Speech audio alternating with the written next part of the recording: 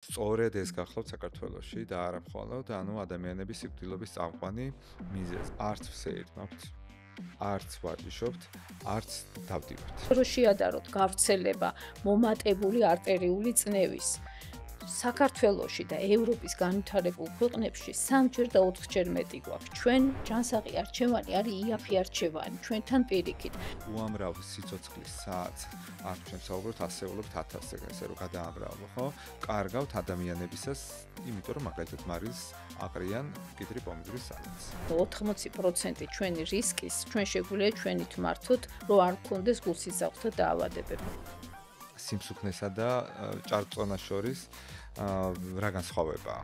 ძალიან ცდარად დაგვარქვეს თავის დროზე ავადსახსენებელმა რუსებმა პურმარილიანი, ხლებ და სოლ მაგათია. ჩვენ ვართ პურღვინიანი ქვეყანა. ჩიფსების რეკლამას ისეთი ხალხი აკეთებს, რომ ამის მეც ვიყიდო და ეს მარილიანის ისეთი ფეხბურთელები აკეთებენ, ხო? დღეს ინტერვენცია გავაკეთე, დავაჯერე რამენაირად ამ პერიოდში პოლიტიკოსებიც არიან, რომ ესეთი ტიპის გადაწყვეტილებები მიიღონ და 20 წლის შემდეგ სტატისტიკაში ჰიპერტენზიით სიკვდილობის მაჩვენებელი შემიმცირდა, ხო? ამას რა გახეირია? სამწუხაროდ როგორც ტრანსხიმებზე, ასე მარილი, ნატრიუმ კალიუმი, ნატრიუმის მაღალი შემცველობით ყველგან ლიდერობდა ხაჭაპური. რატომ არ არის რეალურად ჩვენი პრიორიტეტი?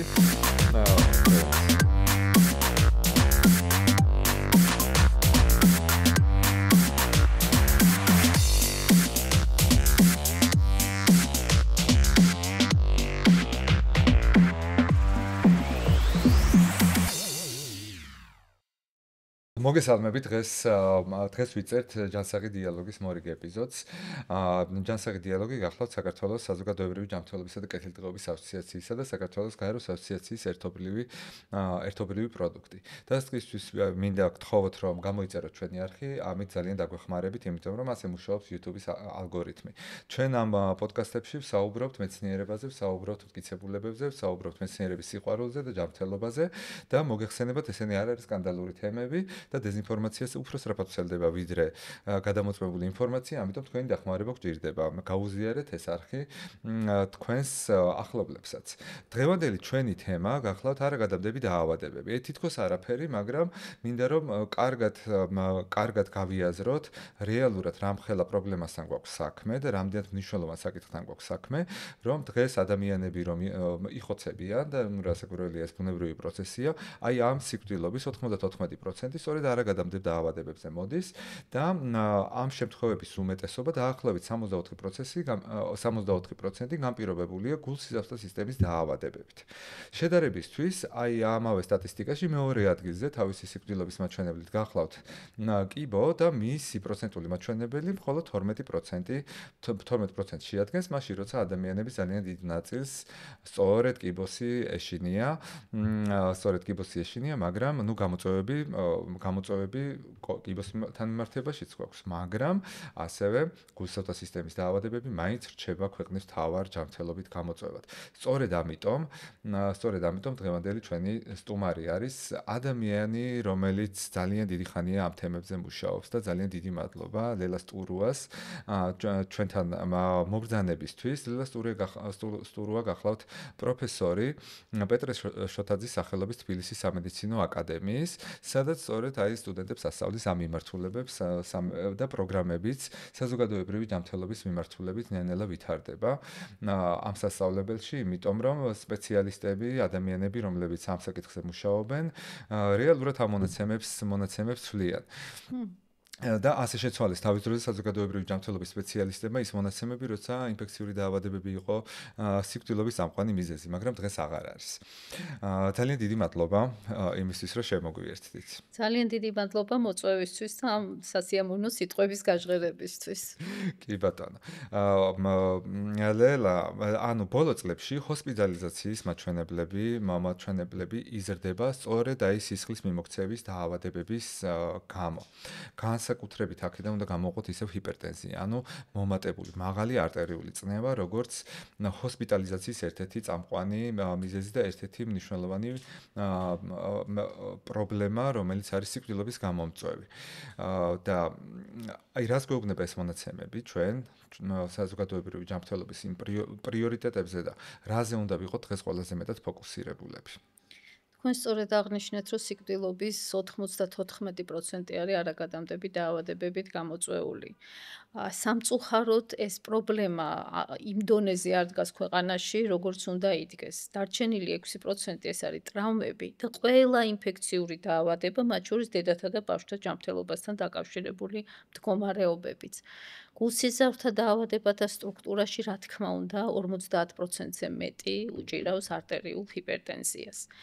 ძალიან ფართოდ გავრცელებული დაავადებაა თვითონ არტერიული ჰიპერტენზია, სიკვდილობის პირველი მიზეზი თუ დაავადებებზე გადავართ, გულის იშემიური დაავადება და შემდეგ მოდის არტერიული ჰიპერტენზია, უკვე წლების განმავლობაში და ათწლეულების განმავლობაში, მაგრამ თუ რისკ ფაქტორებზე გადავალთ, არტერიული ჰიპერტენზია, მომატებული არტერიული წნევა არის ნომერი 1 რისკ ფაქტორი ასევე ათწლეულების განმავლობაში ქვეყანაში.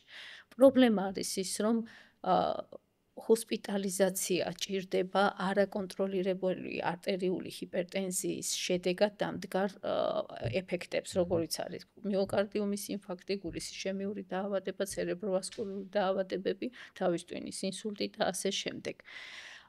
ამის გავრცელების მიზეზები არის რისკ ფაქტორები, რა თქმა უნდა, და აქვე მინდა ვთქვა, რომ ყველა არაგადამდები დაავადებები, ძირითადი ის 4 არაგადამდები, გულსისხლთა დაავადებები, კიბო, დიაბეტი და ფილტვის ქრონიკული დაავადებები 1-4 რისკ ფაქტორი აქვთ მათ და აერთიანებ ამ რისკ ფაქტორებთან დაკავშირებული ღონისძიებები, ასევე მნიშვნელოვნად განვითარდა, რა თქმა უნდა, ჰოსპიტალიზაცია, რადგან ახსენეთ, ინტერვენციული მედიცინა გულსისხლთა დაავადებებთან დაკავშირებით, რამაც ძალიან ბევრ ადამიანს შეუნარჩუნა სიცოცხლე.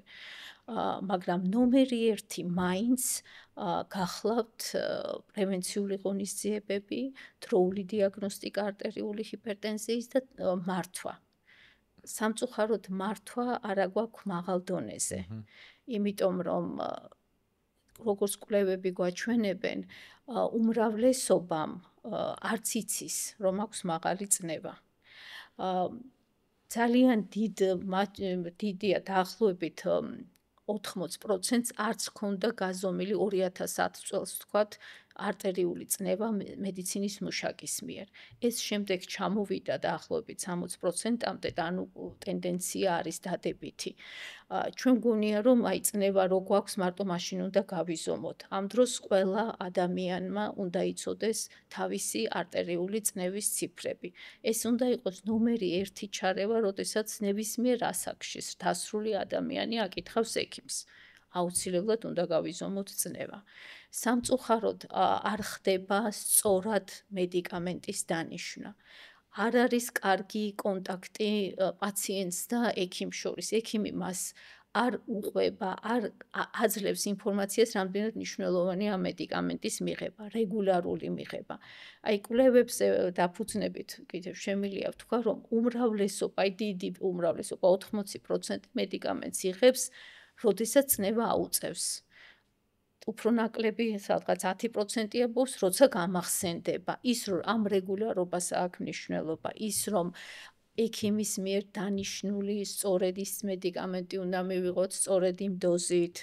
ამასაც სამწუხაროდ ჩვენი პაციენტები ინფორმირებულობის ნაკლებობის გამო ასე არ აკეთებენ. ამიტომ კონტროლირებული ჰიპერტენზია, არაკონტროლირებული ჰიპერტენზია ძალიან დიდი პრობლემაა. შეიძლება ძალიან გადაგოს ვიკავჩეთ. ანუ მართვის ნაწილში მაგიტო გვაქვს, ანუ ეს პრობლემები, რომ რეალურად იმ დანიშნულებებს არ მიყვებიან ადამიანები, იმიტომ რომ როცა არ აწუხებს არ სვამს მოკლედ. როცა არ აწუხებს არ სვამს ერთი, მეორე რატომღაც გონიათ, რომ ერთხელ რო დარევენ, უნდა დარეგულირდეს ყველაფერი და უნდა განიკურნონ. ამ დროს ეს ქრონიკული დაავადებაა, რომელიც არ იკურნება, მაგრამ ძალიან წარმატებულად შეიძლება იყოს მართული. მთავარია მომატებული წნევა არ გქონდეს. არტერიული ჰიპერტენზიის დიაგნოზი თუ დაგვესმევა, ჩვენ ამ ჰიპერტენზიის დიაგნოზით მივალთ სიკვდილამდე, შეიძლება სულ სხვა მიზეზით გარდავიცვალოთ ოღონდ. მაგრამ მართული გვექნება, ანუ მომატებული წნევა არ გვექნება, წნევა გვექნება ნორმის ფარგლებში.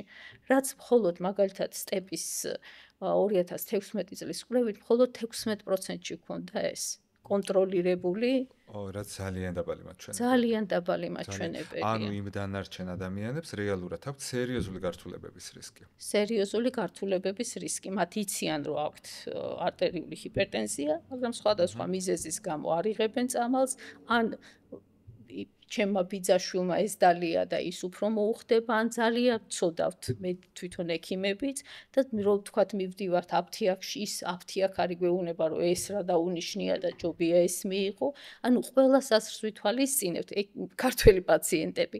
გარდა ვთქვათ იმ ჩვენი მკურნალი ექიმისა. მართალია მკურნალ ექიმსაც არა აქვს იმდენი დრო, რომ შენ დოზის ტიტრაცია მოახდინოს და ეს დოზა მოგიხდება თუ ის დოზა, ანუ ეს სამწუხაროდ ეს კონტაქტი ექიმს, პირად ექიმს და პაციენტ შორის არა გვაქვს იმ დონეზე, გამოსასწორებელი გვაქვს ნამდვილად. ნუ მანდაც ანუ პრობლემები გვაქვს. აი რამდენიმე სიტყვით ისიც რო ვთქვათ, რომ აი ეს გართულებები, რომლებზეც ვსაუბრობთ, რეალურად რომელი გართულებები არის? გართულებები არის, როგორც ვთქვი, გულისშემიური დაავადება, მიოკარდიუმის ინფარქტი, ინსულტი, სხვადასხვა სახის, თირკმლის დაავადებები. ფაქტიურად არტერიული ჰიპერტენზია იგივე დიაბეტთან არის ასოცირებული და სხვა ქრონიკულ დაავადებებთან. ხო, ძალიან ბევრ რაღაცასთან არის ამავდროულად მასში და ხა იგივე მაგალითად ინსულტი კი ბატონო ნევროლოგიური პრობლემაა, მაგის სტატისტიკა ცალკე იცვლება, მაგრამ დასაწყისი მისი არის ეს, ხო, გულსა სისტემის დაავადებიდან მომდინარე და შესაბამისად ამ სტატისტიკაშიც იმიტომ ხდება. და მაინც კიდევ ერთხელ მუდმივად ამ პოდკასტის განმავლობაში დღეს რამდენჯერმე შევახსენებ ჩვენ მსმენელს, რომ სწორედ ეს გახლავთ საქართველოში და არა მხოლოდ, ანუ ადამიანების სიკვდილობის წამყვანი მიზეზი. ამიტომ განსაკუთრებული ყურადღება არის მისაქცევი. ეს ახლა რაც შეეხება მართვის ნაწილს, მაგრამ მეორეს მხრივ თვითონ ეს არტერიული ჰიპერტენზია და ზოგადად არაგადამდები დაავადებების ძალიან დიდი ნაწილი შეჭიდული არის ადამიანის ცხოვრების წესთან, ხო? და ჩვენს ქცევებზე, გარემოზე და ასე შემდეგ, ბევრ ფაქტორზე არის დამოკიდებული. და ჩვენ შეგვიძლია რომ აი პირობითად კი არა და ორ ნაწილად რო გავყოთ, ესენი არის ესეთი ფაქტორები, რომლებსაც ახლა დიდი ზემოქმედების უნარი ჩვენ არ აგვაქვს, როგორიც არის სქესი ასაკი მაგალითად, ესენიც ასაკის მატებასთან ერთად ეს რისკ ფაქტორები იმატებს, სქესის მიხედვითაც გვაქვს, რომ მამაკაცებში უფრო ხშირად ვლინდება ჰიპერტენზია ვიდრე ქალებში, ხო ესეა. ყოველ შემთხვევაში ახალგაზრდა ასაკში მამაკაცებში გაცილებით მაღალია გავრცელების მაჩვენებელი, თუმცა უკვე დასულას ასე ვთქვათ, ხანდაზმულობაში ფაქტიურად თანაბრდები. კი ბატონო, ანუ ესეც ერთ-ერთი ფაქტორი, ასევე რაღაც მემკვიდრეობითი და გენეტიკური ეს წინასაგანწყობებიც არსებობს. მაგრამ ამის მიღმა არის მოდიფიცირებადი ფაქტორები, ხო? ანუ ის რაც უკვე ჩვენ ხელშია ხშირ შემთხვევაში, ან ყოველ შემთხვევაში რაღაცა ზემოქმედება შეგვიძლია რომ გავაკეთოთ და ეხლა მინდა რომ თან ჩვენ მსმენელსაც ვუთხრა რომ აი ამ ყველა ფაქტორზე დღეს ჩვენ ბევრს ვისაუბრებთ, მაგრამ განსაკუთრებით ჩვენ ვისაუბრებთ სხეულის მასის ინდექსზე, სიმსუქნეზე, ჭარბწონაზე, ვისაუბრებთ ასაკვირველია არაჯანსაღ-კვებაზე და არაჯანსაღ-კვებაზე დღეს ძალიან ბევრი ადამიანი საუბრობს, მაგრამ ჩვენ ვისაუბრებთ რომ აი კონკრეტულად რას გულისხმობთ ამაში. მაგალითად, როცა ვახსენებ ტრანსხიმებს, როცა გადამუშავებულ საკვებზე ვსაუბრობთ, კონკრეტულ პროდუქტებზე ვილაპარაკებთ, ანუ აი იქ რა შეიძლება იყოს საჭირო და რანაირად ხდება ეს პროდუქტები ესეთი საჭირო, ანუ ორი ფაქტორი აღნიშნეთ, ხო? ეს არის წონის პრობლემები, ესენი არის კვების პრობლემები, ეს არის ასევე დაბალი ფიზიკური აქტივობა, ამაზეც უნდა შევეხოთ, იმიტომ რომ გვაქვს ჩვენ ამაზე კვლევის შედეგებიც და თლად კარგი მდგომარეობა არც ამ მიმართულებით არ გვაქვს. ალკოჰოლის მოხმარება, თამბაქოს მოხმარება, ეს ორი ტრადიციული ფაქტორი. ნუ ახლა ალკოჰოლზე ვერ ვიტყვით, მაგრამ თამბაქოს მოხმარებასთან დაკავშირებით რაღაცა პროგრესი ჩანს უფრო და ქრონიკული სტრესი. ასევე შაქრიანი დიაბეტი, ხო? იმიტომ რომ დიაბეტის მქონე ადამიანებში ცოტა რთულდება ხოლმე ამ ჰიპერტენზიის მართვა და ძილის აპნოე კიდე, ეს რომელიც შედარებით ნაკლებად უფრო დაბალია ინფორმირებულობა აი ამ საკითხებზე, მაგრამ ზოგადად უყურადღებოდ დარჩენილი ეს ცილის პრობლემები ჰიპერტენზიის რისკსაც შესაბამისად ზრდის. მოდი დავიწყოთ საუბარი კვებაზე და აი ამ კვებაში ხო თვითონ სამი ფაქტორი მინდა რომ გამოვყოთ. ეს არის მაღალი ნატრიუმის შემცველობა, ანუ მარილზე ვსაუბრობთ ახლა ამ შემთხვევაში, მერე უკვე დაბალი კალიუმის მიღება, ხილისა და ბოსტნეულის ნაკლები მიღება და ბევრი გადამუშავებული საკვებისა და ცხიმის მიღება, ხო? თქვენ მე ერთ-ერთ ჯანმრთელობის მსოფლიო ორგანიზაციის მიერ გამართულ ესეთ კონფერენციაზე მოусმინეთ თქვენს პრეზენტაციას და თქვენ იქ წარდგენილი გქონდათ საქართველოს ჩატარებული კვლევის შედეგი 2024 წელს ჩატარდა, ხო? მე მგონი ეს კვლევა აქ საუბარი არის აი ეს 24 საათიანი შარდში ნატრიუმის კვლევის შესახებ, რომელიც უჩვენებს, რომ ყველა ასაკობრივ ჯგუფში ფაქტობრივად ბიჭებში და კაცებში უფრო მაღალია ამ ნატრიუმის შემცველობის მაჩვენებელი 65%-ზე მეტია და აი ეს მაჩვენებელი რას გვეუბნება? ეს მე მგონი რაღაცა ორჯერ მეტია, ხო? იმ რაღაცა ბუნებრივ მაჩვენებელზე. რას ნიშნავს ამის მიღმა რა დგას?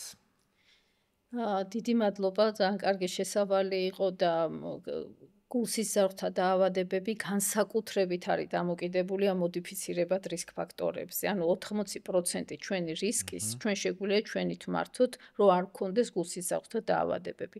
გაცილებით ნაკლებია ეს ვთქვათ კიბოსთან დაკავშირებით, იგივე დიაბეტთან დაკავშირებით ამ დონის რისკის მართვა ჩვენ პირადად პიროვნებებს არ შეგვიძლია ინდივიდუალურად.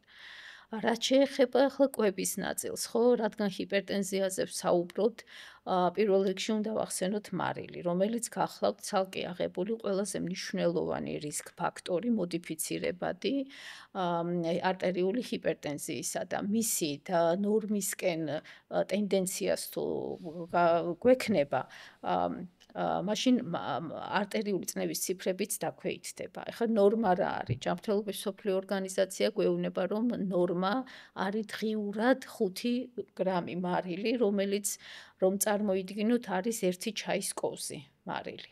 მაგრამ ამაში შედის ის მარილი, რომელიც საკვებში არის, რომელიმე ვთქვათ ბოსტნეულში, ხილში, პროდუქტებში არის, მარილი, რომელსაც ჩვენ ვამატებთ კერძის მომზადებისას, მარილი, რომელიც არის პურში, მარილი, რომელიც არის ვთქვათ იგივე დაკონსერვებულ რაიმე საკვებ პროდუქტში. ანუ ეს ყველაფერი ერთად. ეს არ არის მარტო ჩვენ ხელით საკვების კერძის მომზადების დროს, რასაც ვაყრით. ანუ მთლიანად ყველაფერი რომ მოვაყაროთ და გავთვალოთ, არ უნდა აყემატებოდეს 1 ჩაის კოვს. თქვენ ახსენეთ ძალიან მნიშვნელოვანი კვლევა. ჩვენ 2016 წელს ჩავატარეთ სტეპსის კვლევა, ესა გახლავთ არაგადამტებ დაავადებათა რისკ ფაქტორების კვლევა, ეს არის ჯანმოს ინსტრუმენტი, სტანდარტიზებული, ბევრი სახელმწიფო ამ კვლევას მიმართავს, რომ კონდეს ეპიძედა მხედველობა არაგადამტებ დაავადებებზე და რისკ ფაქტორებზე.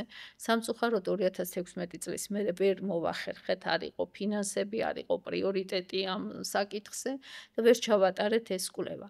მაგრამ და 2016 წელს, როდესაც ჩვენ ერთჯერად შარდში გავზომეთ მარილის შემცველობა ნატრიუმის, გამოვიდა, რომ ჩვენ ქართველები, საქართველოს დასრული მოსახლეობა ვიღებთ 8.5 გრამ მარილს, რაც თქვა 5 გრამთან შედარებით თითქმის 2-ჯერ მეტია. თუმცა მაშინვე ექსპერტთა შეფასებით კითხვის ნიშანი დაისვა და ითქვა, რომ ეს არ შეიძლება იყოს ზუსტი მაჩვენებელი, ჩვენ უფრო მეტად მარილს მოვიხმართ. ამის საფუძველი გვქონდა იგივე ვთქვათ ჰიპერტენზიაზე კვლევები კარდიოლოგიის ინსტიტუტმა 1940-იან წლებში დაიწყო და ესე ანუ პოპულაციური კვლევების და 80 წლიანი ისტორია გააჩნია ქვეყანას კიდევ უფრო მეტი და თითოეულ რეგიონში რა ხდებოდა იცოდნენ და მათ შორის მარილის მოხმარების კვლევაც და ყველაზე მეტად რაც ახლა გამახსენდა გახლავთ რომ სხვადასხვა რესპუბლიკებში საბჭოთა კავშირის დროს მარილის მიღებას საზღვრავდნენ ეგრეთ წოდებული სენსიტივიზაციის მეთოდით და მარილ წყალს აწვეთებდნენ სხვადასხვა რესპუბლიკებში მოსახლეობას ენაზე. და როდის იგრძნობდი, რომ მარილიანია, მოკლედ რო ვთქვა. და აღმოჩნდა რომ 9 ბალიანი იყო და მხოლოდ მე-9 იმაზე თქვა ქართველებმა თქვეს რომ ეს მარილიანი, ანუ ძალიან დიდ რაოდენობას მოვიხმარდით მთელ საბჭოთა რესპუბლიკებში გამორჩეულად და ანუ კითხვის ნიშანი დადგა ისტორიული მეხსიერებიდან გამომდინარეც.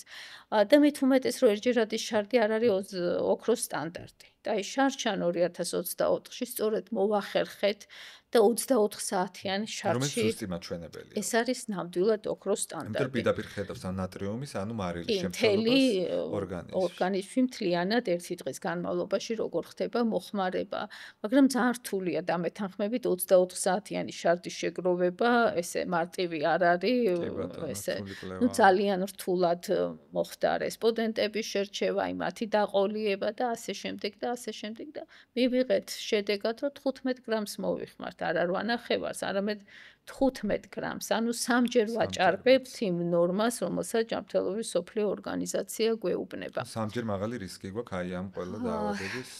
სამჯერ და უფრო მეტად რისკები სამწუხაროდ არ ემატება, ფაქტიურად ათმაგდება და ასმაგდება. ამიტომ ამ ხრივ ძალიან ცუდი მაჩვენებელია, მაგრამ ყოველ შემთხვევაში ისიც კარგია, რომ პრობლემა დაგვანახა. და ნამდვილად ვიცით, რომ აი ეს არის პრობლემა.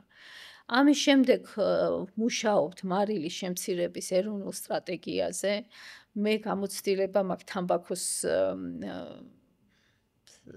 სტრატეგიაზე მუშაობის და უზარმაზარი სირთულეების რაც წლების განმავლობაში რასაც გავდიოდით, ასე ვთქვათ და რაღაცა წარმატება თქვენს ახსენეთ ნამდვილად გვაქვს და ალბათ არანაკლები იქნება მარილის მოხმარების შემცირებაზე მიმართული საკითხები, სადაც ძალიან მრავალმხრივია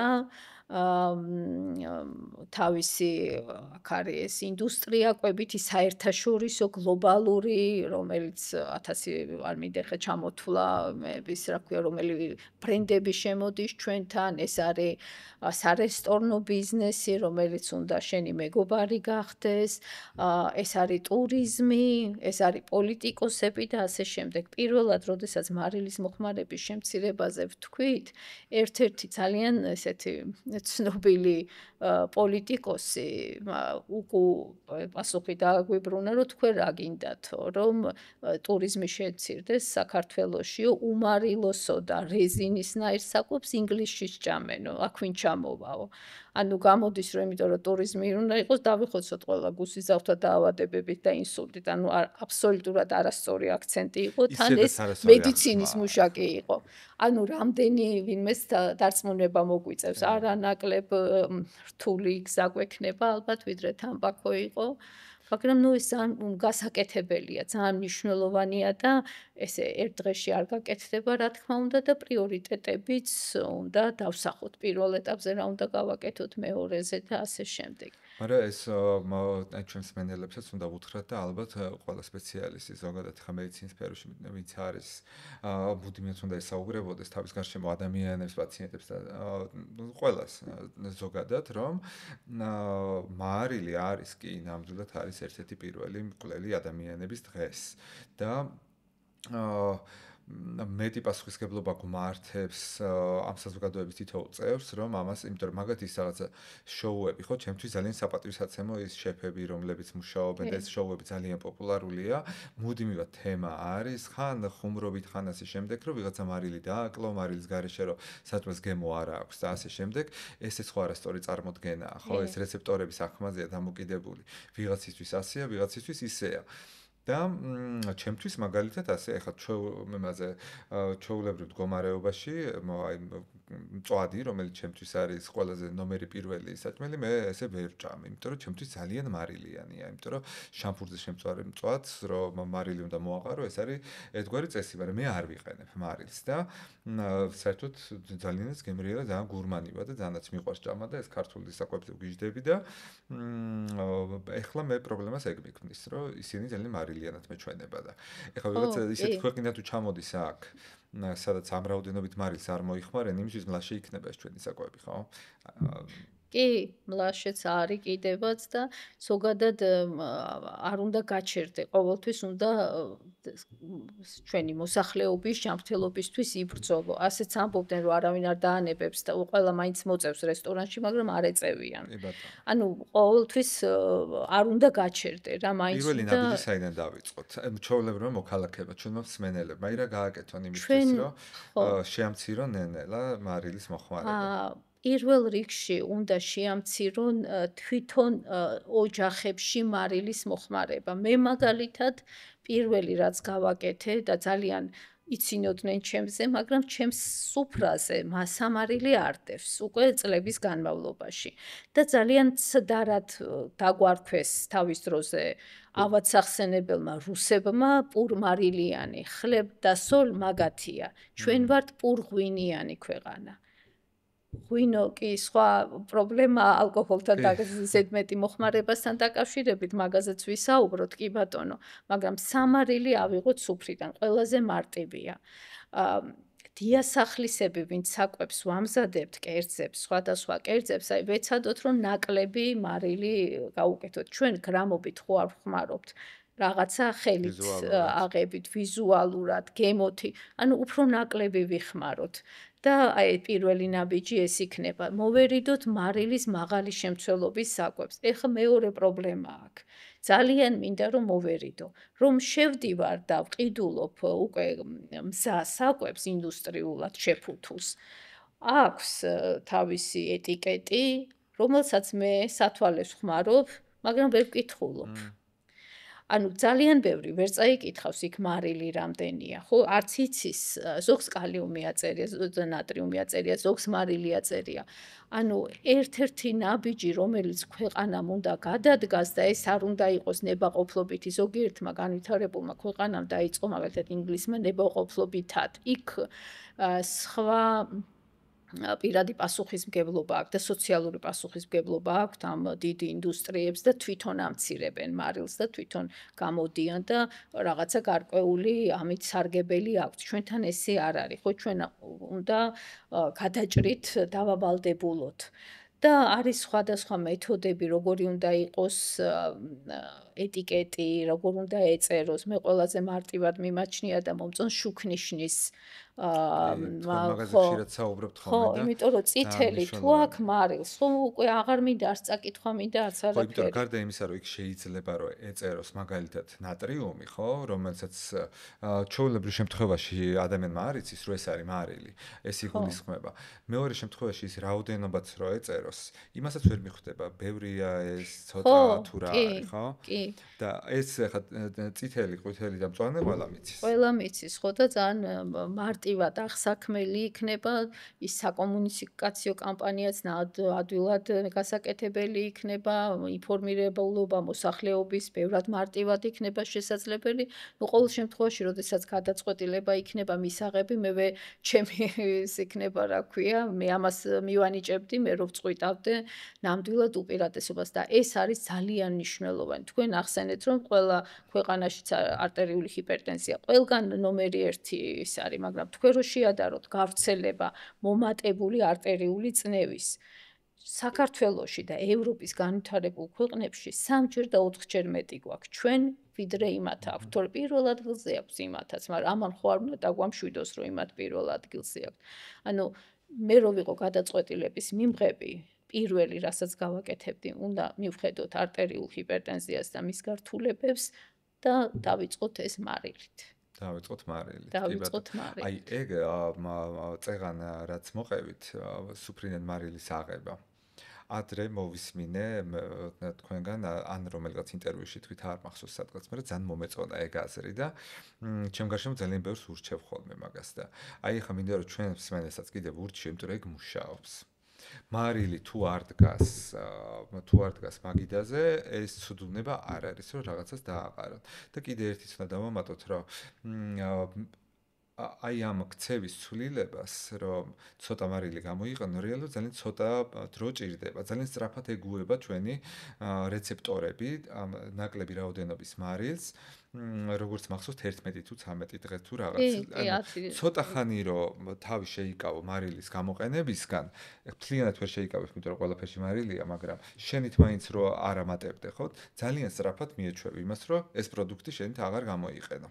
კი ბატონო, და ნამდვილად. ამით მნიშვნელოვნად შეამცირებ იმ რისკებს, რომელიც გიდგას, იმიტომ რომ უნდა გვახსოვდეს, ხო, რომ ადამიანები ვიღუპებით რაღაცეებით, რაღაცა ცხოვრების რაღაცა ეტაპზე და თან ნაადრევად ვიღუპებით. ნაადრევად ვიღუპებით და საქართველოს მით კი. უმეტეს, ხო? ეს საშუალო ხანგრძლივობას დაბალი გვაქვს, იმიტომ რომ აი ეს რისკები არ არის გადაზღვეული და შესაბამისად უამრავ სიცოცხლის საათს აქ ჩვენ ვსაუბრობთ ასეულობით 1000-ზე, ესე რომ გადაამრავლო, ხო? კარგავთ ადამიანებისას, იმიტომ რომ მაგალითად მარის აყრიან კიდრი პომიდორის სალატს. კი ბატონო, რომლებიც თავისთავად თვითონაც შეიცავენ მარილს. რომელიც ისედაც ხო, შეიცავს, კი იმიტომ ბატონო. რომ გარკვეული რაოდენობა ამ პროდუქტებისა ბოსტნეულისა ისედაც შეიცავს მარილს და კი ბატონო და ეს რა ქვია იმედია ახლა ჩვენთანაც აქ სტუდიაში ჩვენი მეგობრები გაითვალისწინებენ. გვისმენენ კი ბატონო და გაითვალისწინებენ ამ რჩევებს. მოგეთ ეს მარილი კი არის სერიოზული პრობლემა, ამას მიხედვა ჭირდება და ეს მუდმივად ერთმანეთს უნდა ვუთხრათ, რომ რაც შეიძლება ნაკლები მარილი გამოვიყენოთ, იმიტომ რომ ჯერჯერობით ესეთი სოციალური პასუხისმგებლობა კომპანიებშიც არ არის. აი არ ვიცი რა ეტაპზეღა უნდა დაიწყოს ეს ერთი დიდი ტალღა, როცა თუმცა აი სასტუმროები კერძო ზოგიერთი კომპანია მაგალითად დავასახელებ ნიკორას, რომელიც თქვათ მარილის შემცირების კვირეულები ტარდება ყოველ წელს და თქვათ ნიკორას აქვს ეს გარკვეული პროდუქტები ნაკლებ მარილიანი. ეს თვითონ ჩვენ როდესაც სოციალურ პასუხისმგებლობას ნაწილში ვამბობ, არის ზოგიერთი კაფეები, რომლებიც ნაკლებ მარილს მოიხმარენ, მაგრამ ეს არ არის მთლიანად მოსახლეობაზე, პოპულაციურ დონეზე ამათ ვერ გავაკეთებთ. აი ეს უნდა გაკეთდეს მაგალითად პოპულაციურ დონეზე შემცირება, ხო, ნომერი 1 პროდუქტი, რაშიც უნდა შემცირდეს არის პური. რომელიც საყოველთაო მოხმარებით არის. ბევრი საქართველოში ძალიან ბევრ პურს მივირთმევთ, ხო? ბევრ პურს მივირთმევთ. უფრო გაგვირთულდება თონის პურთან დაკავშირებით, იმიტომ რომ მარილ წყალს იმაშვებიან და ვითომ ის უკეთესად ეკვრება თონეზე. მაგრამ ნუ იქაც შესაძლებელია, ხო, ყველიც რა თქმა უნდა. ნაკლებ და ყველი და მე ამ ყველით მე დარწმუნებული ვარ იმ კვლევამდე მიხარ ყველი და მარილიანი ხო ნუ საბოლოოდ ჩვენ საყვარელი პროდუქტები რაც იწევს ეს რა ქვია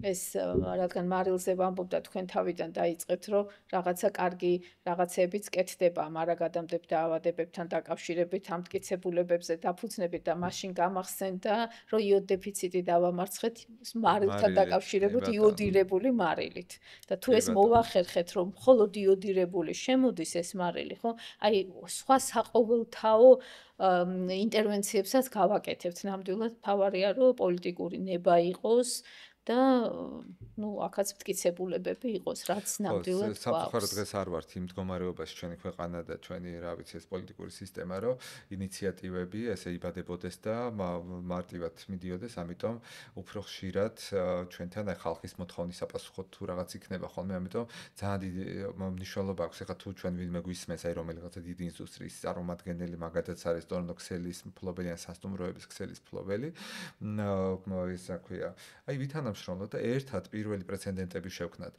გუშინ ვიყავი ერთ-ერთ ტრენინგზე. ძალიან კარგ სასტუმროში. სადაც ტარდებოდა ეს ტრენინგი, რომელსაც აქვს თავისი მომსახურების სისტემაც, იქ კაფე აქვს, ბარი აქვს და ასე შემდეგ. მე ძალიან ვცდილობ, რომ ჯანსაღად ვიკვებო, მაგრამ აი იქ რო შევედი და რო ვნახე მათი მენიუ, არც ერთი პროდუქტი არ იყო თუნდაც საშუალოდ დამაზიანებელი. ნუ ჩვეულებრივი ჯოჯოხეთური პროდუქტები იყო, ხო? აი სავსე, მარილით, შაქრით, ამ ტრანსხიმებით და ასე შემდეგ. ეს ხო არის პასუხისმგებლობის ნაწილი, რომ ანუ ეს იმაზე კი არ მიუთითებს, რომ ვინმე ბოროტი არ არის რასაკვირველი, უბრალოდ ცნობიერებაა დაბალი. მას ხო შეუძლია რომ პოზიციონირდეს როგორც ბრენდი, რომელიც აი ამ პასუხისმგებლობას იღებს, რომ ადამიანი, რომელსაც უნდა რომ ჯანსაღად იკვებოს, მას ნაწილი მაინც კონდეს ამ პროდუქტებისა. ну, აი მიირთმევს ამას და არ შეჭამს აი იმ რაღაცას. არჩევანის საშუალება უნდა კონდეს, მინიმუმ, კი. მინიმუმ. და აი ინფორმირებული კეითერინგის არჩევანი. სერვისებზე ასევე პრობლემა გვაქვს კიდევ, ხო? როცა ეს მომსახურე კომპანიები არსებობენ, მაგრამ მათი მენიუები არის თლიანად უმეტესად დაფუძნებული ტკბილეულზე, ძალიან მარილიან პროდუქტებზე და ასე შემდეგ. ხო, იქაც ეს არჩევანი არ აქვს და ჩვენ ესეთი აქტიური ცხოვრების წესის ფარგლებში მე უბრალოდ გამოვა სიტუაციაში აღმოჩნდება უკვე ერთი ჩვეულებრივი ადამიანი, რომელიც თელი დღის განმავლობაში მაგათ ამ სერვისებით სარგებლობს და არჩევანი საერთოდ არ აქვს. და დგება ის შედეგი, რაც სტატისტიკაც მოვიყვანეთ. ნამდვილად გეთანხმებით. ზოგადად ეს ჯანმრთელობის ხელშემწყობი გადაწყვეტილებების მიღება, იმიტომ არ ხდება ისე პრიორიტეტულად, რომ მისი შედეგი ვალ არ არის და წლების შემდეგ და არც ერთ პოლიტიკოს არ უნდა რომ ეხლა მე რომ რამეს გავაკეთებ 10 წლის მერე ლელასტურუას ის იყოს რა ქვია პლუსი ვთქვათ ხო კი ბატონო. მაგრამ აი ეხლა ჯანმრთელობის სოფლიო ორგანიზაცია მარტო საქართველოში არ ხდება ესე ყველგან ესე ხდება გააკეთა უზარმაზარი კვლევა და არის თქვენ კარგად გეცოდინებათ best buy საუკეთესო შენაძენი რა უნდა გააკეთო რომ ჯანმრთელობა გააუმჯობესო ეს არის quick buys 5 წლის განმავლობაში, მაქსიმუმ 5 წლის განმავლობაში რა შეიძლება გაკეთდეს, რომ 5 წელიწადში მიიღოს შედეგი. ზოგი 1 წელიწადში, ზოგი 2 წელიწადში, ზოგი 3 და ასე შემდეგ. ანუ აი ახლა ძალიან მალე რომ მიიღებ შედეგს. აი ესეთი ჩამონათვალია სხვადასხვა მიმართულებით. და რომელიც პოლიტიკოსებთან ერთად და იმათ ასე მგონია რომ გაუადვილებთ გადაწყვეტილებას რომ აი აიღონ და აი მოდი ახლა ამას გავაკეთებთ რომ გაისად უკვე შედეგი მექნება. ხო, ეხლა რატო არის ხა ეს მნიშვნელოვანი, იმიტომ რომ რას თქვენ თქვით, ხო, რომ საზოგადოებრივი ჯანდაცვის ჯანმრთელობის სისტემის სუსტი მხარე არის ის, რომ ამას ვერ გადათარგმნის არჩევნო ხმებად, ვერავინ ვერ იხეირებს ამით. იმიტომ რომ შედეგებს სწრაფად ვერ დებ. დღეს აი ხა უკვე ამითი დადებთ. დღეს ინტერვენცია გავაკეთე, დავაჯერე რამენაირად ამ პერიოდში იმ პოლიტიკოსებიც არიან, რომ ესეთი ტიპის გადაწყვეტილებები მიიღონ და 20 წლის შემდეგ სტატისტიკაში ჰიპერტენზიით სიკვდილობის მაჩვენებელი შემიმცირდა, ხო? ამას რა ხეირი? ასე ფიქრობენ. ეგ არის მაგიტომ ძალიან კარგი რაღაც, რომ სწრაფად ხო გადაწყვეტილების მიღებები შეიძლება დაჩქარდეს. აი ეს დავუშვათ ახლა მარილის შესახებ ასე თუ ისე როგორი მაბოროტება შეიძლება იყოს მარილი მაგაზე ვისაუბრეთ, მაგრამ ეს ნატრიუმზე როცა ვსაუბრობ და ასევე კიდე ერთი ფაქტორი მინდა რომ გამოვყო, ეს არის უკვე კალიუმის შემთხვევაში, ხო? იმიტომ რომ თქვენ ამ კვლევაში ეს კალიუმს ახლა რატო ვახსენებ, დაახლოებით კავშირში არის, ხო? ისიც გულსაო სისტემის დაავადება, იმიტომ რომ ნატრიუმის კონტროლს უწევს ბალანსის კონტროლისთვის გამოიყენება, ხო? აი დაახლოებით როგორ მუშაობს, რომ ნატრიუმი ეხმარება ესა ნატრიუმის გამოდევნას შარდის გზით ეხმარება კალიუმი და კალიუმი შედის ისეთ პროდუქტებში, როგორც არის ხილი და ბოსტნეული და აი აქ მაქვს ცოტა ესეთი პარადოქსული შეკითხვა. უბრალოდ ეს პარადოქსი დავინახე აქ, რომ ჩვენ ხო ვართ ცოტა აგრო სახელმწიფოსკენ მიდრეკილი სახელმწიფო და გვაქვს ეს პროდუქტები, იმიტომ რომ ეს პროდუქტები არის მაშინ რა ქვია ლობიოშია ბევრი ხო აი ზოგადად პარკოსნებში არის კარტოფილი უმთავრესი წყარო ყველაზე მდიდარი არის ის აქ მწვანილებშია კამაში მაშინ რა ქვია ოხრახუში ქინძში და ასე შემდეგ ჭარხალში გოგრაში ყაბახში და ასე შემდეგ და მაინც რატო გვაქვს აი ეს პრობლემა ან იქნება რა გვაქვს პრობლემა და უბრალოდ ისეთი დიდი რაოდენობით მარილს მოვიხმართ რომ აღარ ყოფნის ეს ხო ზოგადად თავარია ეს ბალანსი ნატრიუმ კალიუმის ბალანსი, მაგრამ ხილის და ბოსტნეულის მიღების დეფიციტი გვაქვს. მიუხედავად იმისა, რომ ეს აგროქვეყანა გვაქვს და მიუხედავად იმისა, რომ თქვა და ეს ნამდვილად არ უნდა გქონდეს. დაახლოებით 70% არღებულობს რეკომენდირებული დოზებით და ეს არის 5 ულუფა ხილის და ბოსტნეულის რომ მიიღო დღეში. უკვე უმჯობესია ფერადი იყოს, თქვა, ყვითელი, წითელი, მწვანე და ასე შემდეგ, მაგრამ სამწუხაროდ არ იღებენ. იგივე ყველაზე დიდი პრობლემა ჩემთვის, ჩემი გადასახედიდან, ასე ვთქვა, არის ის, რომ განათლების დონე სამედიცინო ჯანმრთელობასთან დაკავშირებული საკითხების განათლების დონე, წიგნიერების დონე გვაქვს ძალიან დაბალი. ძალიან დაბალი ერთი მხრივ ეს და მეორეს მხრივ მაღალიც რო გქონდეს არჩევანი ნაკლები გვაქვს. კი, ეს ხილი და ბოსტნეული შეიძლება უფრო მარტივია, მაგრამ ფასიც ხო, არც ისეთი როგორია? მარტივია სინამდვილეში, ამ ხო. დროს უნდა იყოს 13 ის ლარი არის ახლა ჩანსაღი პომიდორი. არჩევანი, ხო, უნდა იყოს იაფი არჩევანი. ეს არის. აი, ვიძახით ამ განვითარებულ ქვეყნებს, ხო? აი, არ ვიცი, მე რო დავიბადე, მე მგონი მაშინ დაიწყო მაგალითად ფინეთმა ამ ჯანსაღი ცხოვრების წესზე საუბარი და როდიდან დააწესეს უკვე ეს მარილი, შაქრების, ტანასხმების შემცირება და ასე შემდეგ და ასე 1000-ნაირი ღონისძიება გააკეთეს და ერთ-ერთი საუკეთესო ჯანდაცვის სისტემა აქვს, ჯანმრთელობის მდგომარეობა, დღეგრძელობა, რა ვიცი, ყველაფერი და თქვათ სად არის, ხო და იქ ხილი და ბოსტნეულის პრობლემა უნდა იყოს იმაზე მეტი, ვიდრე ჩვენთან როგორ, მაგრამ არ არის ესე, არაჩვეულებრივად აქვს. ანუ მთავარია გინდოდეს და ეს დასახო მიზნები და იქაც ზოგადად შეიძლება თვითონ და იქ არის ზუსტად არა მარტო ფინეთში იაფი არჩევანია, ჯანსაღი არჩევანი არის იაფი არჩევანი ჩვენთან პირიქით. ანუ ეს ამას უზრუნველყოფს ქვეყანა, მაგრამ არიან ის ორგანიზაციებიც, რომლებიც თვითონ თვლიან, რომ უნდა იყვნენ ასე ვთქვათ, უსაფრთხო. და არის იქ სხვადასხვა ქვეყანას აქვს, რომ იქ მე რო ვთქვი, რომ ყვითელი და მწვანე იყოს, იქ რაღაცას გული აქვს დახატული, ანუ სიზარდთა დაავადებისთვის ძალიან კარგი პროდუქტი და ასე შემდეგ. სხვადასხვა სტიკერები იქნება თუ გამორჩევა, დარწმუნებული ვარ, ზუსტად არ ვიცი, მაგრამ დარწმუნებული ვარ, რომ მათ გარკვეული ფინანსური სარგებელიც აქვს, იმიტომ რომ ჯანსაღ პროდუქტს აწარმოებენ და ყიდიან. ანუ უნდა გადაწყვიტოს მთავრობამ მნიშვნელოვანი გადაწყვეტილები, უნდა მასწავლოს მე შემდეგ უნდა გამიმარტივდეს ჯანსაღი არჩევანის გაკეთება. ძალიან ბევრი რამე ერთმანეთზეა დაკავშირებული. კი ბატონო. ანუ ჩვენ მოვყვებით, შევახსენოთ ჩვენს მესას, ჩვენ მოვყვებით იმას, რა ქვია, რისკ ფაქტორებს, მაღალი არტერიული წნევის, მომატებული წნევის, ჰიპერტენზიის და საუბრობ ჯერ არაჯანსაღი კვების ნაწილში ვართ. გავიდა ნახევარი პოდკასტი, მაგრამ ჯერ კიდე აქ ვართ, იმიტომ რომ ამ არაჯანსაღი კვების ნაწილში სამი ნაწილი გამოვყავით. ეს იყო მაღალი ნატრიუმის, ანუ მარილის გამოყენება, მეორე იყო ეს დაბალი კალიუმის შემცველობა, რომელიც ამ ბალანსზე ახდენს გავლენას და მესამე, რომელზეც უნდა შევეხოთ, აუცილებლად ეს არის ბევრი გადამუშავებული საკვები და ცხიმები, ხო? ბევრი გადამუშავებული საკვები. ხა მეც ხშირად აი სატელევიზიო სიუჟეტების მზადდება, რითაც მადლობა ნებისმიერ არხს, როგორიც არ უნდა იყოს, რომელიც ამ თემას დროს უთმობს, ეს ამნიშნულოვანია, მოდივად შეხსენებ ადამიანების, მაგრამ მაინც უფრო რომ ეხა ჩვენ რო ჩავშალოთ, რომ აი კონკრეტულად რას გულისხმობთ, ხო? პირველი ეს არის შაქრის ჭარბად გამოყენება. რომელიც არის ანუ გადამუშავებულ საკვებში გულისხმობთ, აი გადამუშავების ინდუსტრიულად დამუშავებულს გულისხმობთ? ანუ ხო, მაგალითად. ხო? ანუ რეალურად პირველი ეს არის შაქრის ჭარბის შემცველობა გვაქვს, ბოჭკოების ნაკლების შემცველობა გვაქვს აქ, ხო?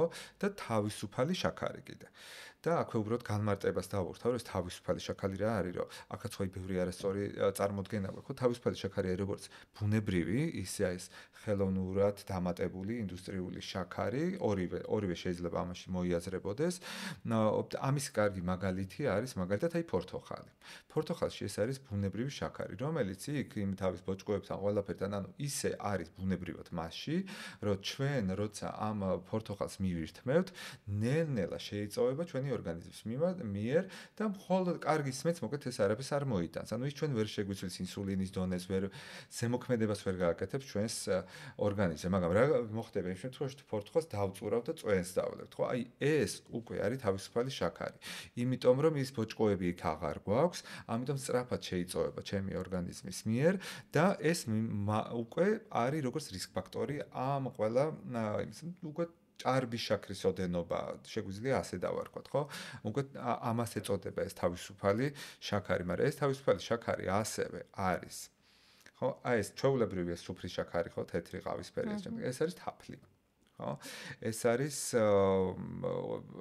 ყველანაირი სიროფი, რომელიც აი ამ შაქრებისგან მზადდება, ესენი არის სხვადასხვა ტკბილეული, რომელიც იყიდება, ყველგან ესენი არის დამატებული და ხო აი ფრუქტოზა, ეს გლუკოზა, აი ყველაფერი ესენი, რომელიც კომპოტებში გვხდება, წვენებში გვხდება, ეს ყველაფერი არის თავისუფალი შაქრები, რომელიც ზიანს აყენებს ჩვენს ორგანიზმს. აი ამ მიმართულებით, ამ შაქრის თვალსაზრისით თუ გვაქვს რამე, ან ზოგადი გამოცდილება როგორ ახერხებენ სხვადასხვა ქვეყნები, რომ შაქრის მაღალი შამქრის და თავისუფალი შაქრის შემცველი პროდუქტები შეამცირონ. ზოგადად აქაც რაღაცა გარკვეული ზღვრები წესდება ზოგი ქვეყანას პროდუქტებში, ვთქვათ, რაც ქარხნულად იწარმოება და ინდუსტრიულად. დანარჩენი არის იგივე მედია კამპანიები, იგივე მოსახლეობის განათლება, როცა მურაბას ხარჩავს, ვთქვათ, 3 ჭიქა კი არა, 1 ჭიქა ამყოფინოს, ნამცხვარს აკეთებს, ნაკლები ამყოფინოს. ყოველ დღე სხვადასხვა ტკბილი სასმელები არ უნდა მიიცეს ოჯახმა არ გამოიყენოს განსაკუთრებით ბავშვებმა. აი ბევრი ქვეყანა უკვე ფეგრავს ტკბილ გაზიან სასმელებს, ხო? ხო, ძალიან კარგი პრაქტიკაა და ეს გახლავთ ის, რო გითხარით, სწრაფი შენაძენით, ხო, ერთ-ერთი გახლავთ ეგ, რომ ან მაგის მერე არის გაძვირდება და ამიტომ ხელმისაწვდომობა შემცირდება, ეგ არის ზუსტად. და ძალიან მალე გაძლევს ესეც ეფექტს, თქვათ 5 წელიწადში ნაკლებად გაძლევს ეფექტს. ანუ ეს არის ძირითადი, რომ დაწესდეს სხრულის, ეს შუქნიშანი მარტო მარილზე კი არ არის. ასევე უნდა იყოს შაქარზეც, ასევე უნდა იყოს ტრანსცხიმებზე. აი ეს არის ძირითადი მარტივი მიდგომები. ხო, შაქართან დაკავშირებით. მიიღო გადაწყვეტილება, რომ თქვათ ყავა, ჩაი მიიღო უშაქროთ, ან თანდათან შეამცირო, ან ერთ ბაშატეკს უკვე ინდივიდუალურად, მაგრამ აუცილებლად ექიმმა ყველას უნდა ურჩიოს, რომ შეამციროს და ესეთი კულტურული ჩვენი კომპოტები, მურაბები, ჯემები და ასე შემდეგ, რასაც ვაკეთებთ, თქვათ, უკეთოთ ნახევარი შაქარი და ისევ ისეთი ძალიან გემრიელი იქნება ნამდვილად. ხო, ოღონდ მანდაც ისევე ხო ფაქტობრივად თითქმის ჯანსაღსაკვებ პროდუქტებად არის აღქმული, ხშირ შემთხვევაში კომპოტი მაგალითად, ხო? ხო, რომელიც არ არის ისეთი ჯანსაღი, თუ მას მართლა ძალიან დიდი რაოდენობით შაქარი აქვს. როგორც წესი ასე აქვს, ხო, ხო ესე როგორც წესი ასე აქვს, კი, მაგიტომ თქვენ ჩვენ ტრადიციული და კულტურული ის, ანუ უნდა შევამციროთ ამ დროს უშაქროთ. მისი მომზადებული პირიქით ჯანსაღია გარკვეული სიმჟავეც რო კონდეს და ის, მაგრამ ჯანსაღი. ხო, ეს ბუნებრივი ფერმენტიზაცია და ამ შემდეგ, როცა ამ დანამატებს არ ვიყენებთ, ასევე კარგად მუშაობს. ნუ ასევე ის თაფლიც ასევე უნდა ვიცოდეთ, რომ ხო, თაფლიც იგივე პროდუქტი არის, აღქმული როგორც ძალიან დიდი რაოდენობით, ძალიან ხშირად არ უნდა გამოვიყენოთ. ეხლა ნორმის ფარგლებში ხანდახან რა თქმა უნდა, ტკბილსაც მიიღებ ალბათ ადამიანი, მაგრამ ნუ ეს ყოველდღე ძალიან ტკბილი და ეს არ უნდა იყოს. არ უნდა წავახალისოთ ჩვენი ბავშვები, ეს მარილსაც ეხება და შაქარსაც ეხება და სწრაფკვებას ეხება ზოგადად, რომ კარგად რომ მოიქცევა, იქ არ დავასახელებ საწაგიყვან, რას გიყიდი და დაგალევინებ და ასე შემდეგ. მიუხედავად იმისა, რომ იქ უშაქროც არის, ვთქვათ, არჩევანი არის უშაქრო, მაგრამ მაინც ტკბილია და მაინც გაზიანია და ასე შემდეგ. ჯილდოთ არის და ეხლა ბავშვსაც მე ესე ყალიბდება, რომ აი ეს ესე იგი დაჯილდოება ყველაზე კარგია, ყველაზე სასურველია. კი ბატონო. და მე ვიღებთ ნუ რამადენ გართულებას, ხო, ეს ახლა მარტო ჰიპერტენზიას არ ეხება და მარტო ამას არ ეხება, იქ სტომატოლოგიური პრობლემებიდან, დერმატოლოგიური პრობლემებიდან და ნუ რითი აღარ. ეს არის მე მთელი ბუკეტი, რომელიც შაქრის ჭარბშემცველობაზე არის. კიდე ერთ სიტყვი ხარ, რადგან აქამდე მივედით. ძალიან ცნობილი, ძალიან სერიოზული კუმირები აკეთებენ არაჯანსაღი მის რეკლამას. ეს ალკოჰოლი ცალკე, ჩიფსების რეკლამას ისეთი ხალხი აკეთებს, რომ ამის მეც ვიყიდო და ეს მარილიანი ის ისეთი ფეხბურთელები აკეთებენ, ხო? იგივე კოკა-კოლის უკაცრავად მაინც წამომცდა და პეპსი-კოლა და ესეთი და ლიმონათი თუნდაც. ხო? ბავშვისთვის მე რთული მარტო იმის ბავშვისთვის ახსნა. არა. მე ხო, მგონი ზოგადად. დიდისთვისაც ალბათ. და ძალიან ურთულდება საქმე ასევე სპეციალისტებს, ხო? ეხლა როცა რა ვიცი, აგერ გამოვალ მე და ვიტყვი რომ არა და ხალხო ეს არ არის, მაგრამ მეორე მხარეს გამოდის, რა ვიცი, აი ჩემი საყვარელი. მესი მაგალითად და ჩიპსებს გვაჩვენებს როგორ ხო ვის დაუჯერება. რასაკვირველია ეს გავლენა სახდენს. მაგრამ აი შაქარი მარილთან მიმართებაში კიდე ერთი რაღაცით გამოირჩევა, რომ ინდუსტრიებმა უფრო სწრაფად დაიწყეს ცვლილებები, ოღონდ ისიც შეფარვით რა. აი ეს რაღაცა green პოლიტიკა, მწვანე ფერის გამოყენება ბრენდინგში, zero პროდუქტები, greenwashing-ი. ხო, რომელიც თითქოს აი გეუბნება რომ არა და ამაში არ არის ესეთი მავნე პროდუქტები, მაგრამ ესეც ხო რეალურად ესე არ არის. მოტყუებაა, ხო? მოტყუება. ეს არის მოტყუება. აი იგივე ხდება თამბაქოზეც, ეხლა სრულიად greenwashing-ი მიდის სამწუხაროდ. ჩემი მეგობარი ექიმები, ძველი მინისტრები და ასე შემდეგ, რომ ეს ფილიპ მორისი თურმე ეხლა ჩემს გაჯანმრთელებაზე ძალიან დარდობს. და ამას ესე green პოლიტიკად და green wash-ი, ანუ თავიანთი სახელის და თავიანთი ისტორიის და ზოგადად ქმედებების გალამაზებას რომ ცდილობენ მოკლედ. ხო, მაგასაც ახლა რატო ცდილობდნენ, იმიტომ რომ საზოგადოებაში მოთხოვნა გაჩნდა ერთგვარი, რომ აი ცხოვრონ უფრო ჯანსაღად, იმაზე ვისაუბრეთ, რომ ამისი ხელმისაწვდომობა არ აქვს. ახლა ფიზიკურ აქტივობაზეც რო გადავალთ, იქაც ვისაუბრებთ, რომ კიდე უფრო არ აქვს ეს ხშირ შემთხვევაში. და არასწორი ახმების გამოც და ასე არასწორი მე შეგეწინააღმდეგებით. მაგრამ ამ მიმართულებით ხო ეს კიდე უფრო მძიმე პრობლემა მგონია რა, იმიტომ რომ რეალურად ატყუებენ ადამიანებს. იმათ გონიათ, რომ ვრაგი ახლა ამას აწერია რაღაცა ზირო და მწვანე არის, რომ იმაში აღარ არის ეს მავნე პროდუქტები. და ასევე თამბაქოს ინდუსტრია ეგენი მithumetes ძალიან აგრესიულად მუშაობენ, რა ვთქვათ, ხო? იმიტომ რომ ამაში ბევრი სამეცნიერო პერსონალიც არის ძალიან ჩართული და სამეცნიერო პერსონალიც არის კი და ეგ არის ძალიან სამწუხარო. კი ბატონო. და ამ მიმართულებით სამეცნიერო პერსონალი დიდად აქტიური არ არის, ოღონდ. პოზიტიურ კონტექსტში ვამბობ, რომ პოზიტიურად რომ მუდმივად მიდიოდეს, თუნდაც ახლა ყველა ექიმი, რომელიც მუდმივად პაციენტებთან კომუნიკაციაშია, იქ რომ თითო ორ სიტყვას ამაზეც ან თუნდაც საჭიროების შემთხვევაში, რომ კატეგორიულადაც მოითხოვდეს პაციენტებისგან რომ ქცევების შეცვალო მკვლევასთან მიმართება, შეიძლება ცოტა უფრო სწრაფად წავიდეს ეს ცვლილებები არა. აი, სამწუხაროდ მანდ გვაქვს ძალიან დაბალი მაჩვენებლები, აი მაქსიმუმ 20% ისიც თამბაქოზე გაცილებით ნაკლებია იგივე კვებაზე, მარილზე, ფიზიკურ აქტივობაზე, რომ პირადი ექიმი, ოჯახის ექიმი რჩევას აძლევდეს თავის პაციენტს. საერთოდ არ ხდება.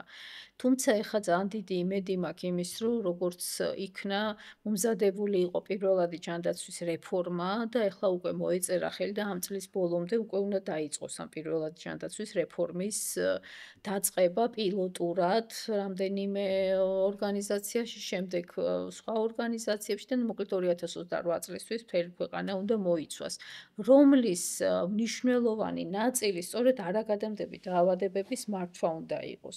მე დიდი იმედი მაქვს, ახლა ზუსტი ინფორმაცია არ მაქვს, რომ პირადი ექიმები, ოჯახის ექიმების, ვთქვათ, ანაზღაურებაც გაიზრდება, ვინაიდან მათი დატვირთვაც უნდა გაიზარდოს გარკვეულად, იმიტომ რომ 20 წუთში ყველაფერზე ესაუბრო პაციენტს. თან ჩვენ ხო არა გვაქვს პროფილაქტიკური საკითხებთან დაკავშირებით მისვლა, ჩვენ არ გვჭირდება რაღაცის გამოწერა, ქართველებს ზოგადად გულისხმობ, ან მართლა რაღაცა პრობლემა გვაქვს. ისე რომ მივიდე, რომ პროფილაქტიკური ვიზიტით წნევაც გავიზომო, რჩევა მომცეს, რაღაცა ექიმ ამისთვის ფაქტიურად არავინ არ დადის.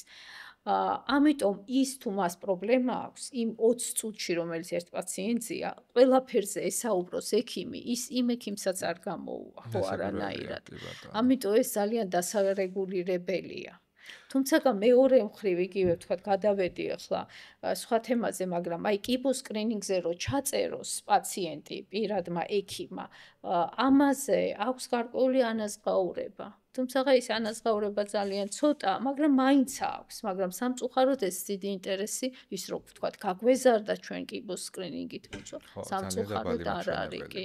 ძალიან დაბალი. ხო, ესეც მაგრამ დიდი სამაგიეროდ ესეთი პრობლემაა. ტიპის ამ ტიპის ინიციატივებით ასევე ჰიპერტენზიის ადრეული ისიც შესაძლებელია, ხო?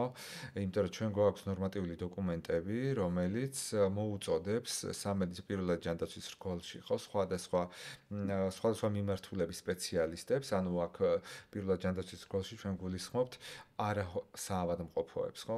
ის პოლიკლინიკის ამბულატორიულ ქსელს, სადაც სადაც რეკომენდაცია არის, რომ პირველად შესულ პაციენტებს ყოველთვის გაუზომონ წნევა. კი ბატონო.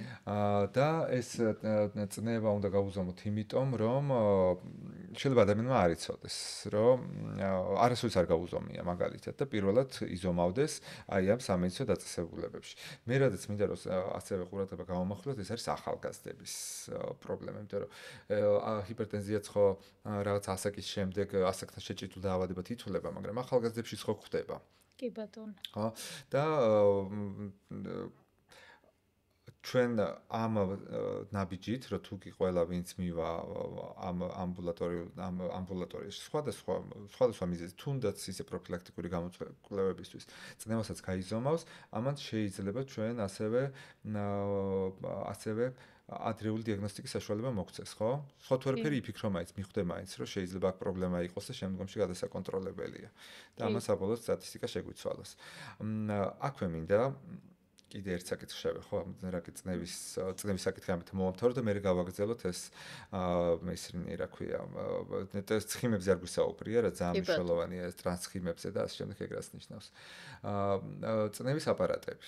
წნევის აპარატები, რომლებიც ევოლუციონირებს, ვითარდება და ძალიან ხშირად არის ხოლმე აღქმული, რომ აი მაინც ეს ძველებური მანუალური წნევის აპარატები თუ არ არის, ისე არ მუშაობს. სინამდვილეში ეს ასე ხო არ არის. არა. თანამედროვე ელექტრონული აპარატები მუშაობს ძალიან კარგად, ხო? და ეს ტექნოლოგიების მხარდაჭერა ძალიან გვეხმარება დღეს ამ პრობლემებში და მე უბრალოდ მინდა რომ ერთ-ერთი ის საქმეა წნევის აპარატი უბრალოდ გვანახოთ ჩვენს იმას რა ქვია მაყურებელს უბრალოდ როგორ მუშაობს ეს აპარატები. ნუ ეს დამტენი არის. აი ესე გამოიყურება. ეს წნევის აპარატი, ნუ ეხლა ეს უბრალოდ ახალია და ზედ რაღაცები აკვრია. სადაც არის ციფერბლატი. ამ ტიპის აპარატებს აქვს ასევე ელემენტი, რომელიც იტენება ეს დამტენი მაგისტვის არის და ასევე თვითონ გიწერს, როცა ეს ელემენტი ჯდება იმისთვის, რომ რაღაცა მოულოდნელ სიურპრიზებს დგილი არ ქონდეს. ამ თანამედროვე აპარატებს კიდე აქვს, ეხლა მე მახსენდება ხოლმე, როცა ბებიაჩემს უზომავდი ხოლმე ამ წნევას და მე სახალისოთ მეც მიზომავდნენ ხოლმე და ასე შემდეგ, რომ წავეხალისებინე, იყო ხოლმე ეს მაჟეტი ძალიან გიჭერს, ხო? ანუ განარა, მაგრამ მაინც დისკომფორტია. ამ თანამედროვე აპარატებს ეგეც აქვს, რომ ბალანსირებას აკეთებს და აი ეს დისკომფორტი სამ შემთხვევაში არ გვაქვს. მაგრამ რატომ ვთხოვე ახლა ამ შემთხვევაში კომპანია PSP-ს ვთხოვეთ, რომ აი ეს ერთ-ერთი აპარატი ეჩვენებინა, ეს არის მიკროლაიფის ერთ-ერთი თანამედროვე აპარატი, იმიტომ რომ ეს აპარატები გარდა იმისა, რომ კარგად მუშაობს, ნახეთ დისკუსია არის ხოლმე ესეთი, მეც მქონდა დღესაც ჩემს კოლეგასთან, ერთ-ერთ კოლეგასთან ამაზე დისკუსია, რომ აი ის მანუალურები უკეთესად ზომავს. იმიტომ რომ ზუსტ ციფრს გეუბნებაო, მაგრამ თავარი ეგ არ არის. ეს აპარატები, მაგალითად ეს სამჯერ ზომავს. გამორიცხავს აი კოფეინის ან შფოთვის ან სხვა რაღაცა მიზეზით გამოწვეული ცდომილებები. და მე საშუალოს გიწერს. ასევე აქვთ ოქროს სტანდარტია სამჯერ გაზომვა და შემდეგ მეორე არის ხო? კი ბატონო, ეს არის და ამას ხო თვითონ აკეთებს. უკვე ესე მექანიკურად სამჯერ არ გჭირდება. თან აქვს დროის დამახსოვრების ფუნქციას, ანუ 99 იმას ინახავს, რა ქვია, გაზომვას და ასევე დროც შეგიძლია რომ დააყენო, აქ სეტინგებიდან დააყენო დრო, რომ აი დილას ეს გქონდეს, საღამოს ეს გქონდეს, ესეც რომ გადაამოწმო. იმისთვის რომ თუ ვერ იმახსოვრებ, მე ვარ ეგეთი.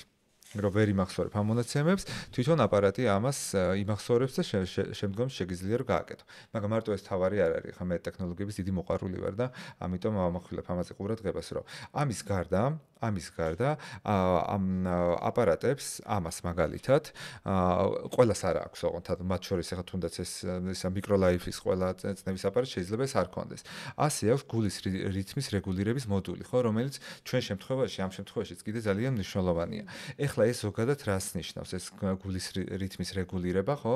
გულის ცემა შეიძლება იყოს როგორც სწრაფი, ისე შეიძლება იყოს ნელი, ესე მოკლედ რო ავუხსნათ ახლა ჩვენ მსმენელებს და ის შეიძლება იყოს ქაოტური, ანუ არარეგულირებული. ეს ხდება მაშინ, როცა აი წინა გულებში ეს ელექტრონული იმპულსები უწესრიგოდ არის გავრცელებული და ამას ქვია აი ეს ფიბრილაცია ეწოდება, წინა გულების ფიბრილაცია და ეს შეიძლება იყოს შეუმჩნეველი ადამიანებისთვის. ანუ მათ შეიძლება არ იცოდეს სხვა მიზეზი შეიძლება იყოს ამისი გამომწვევი.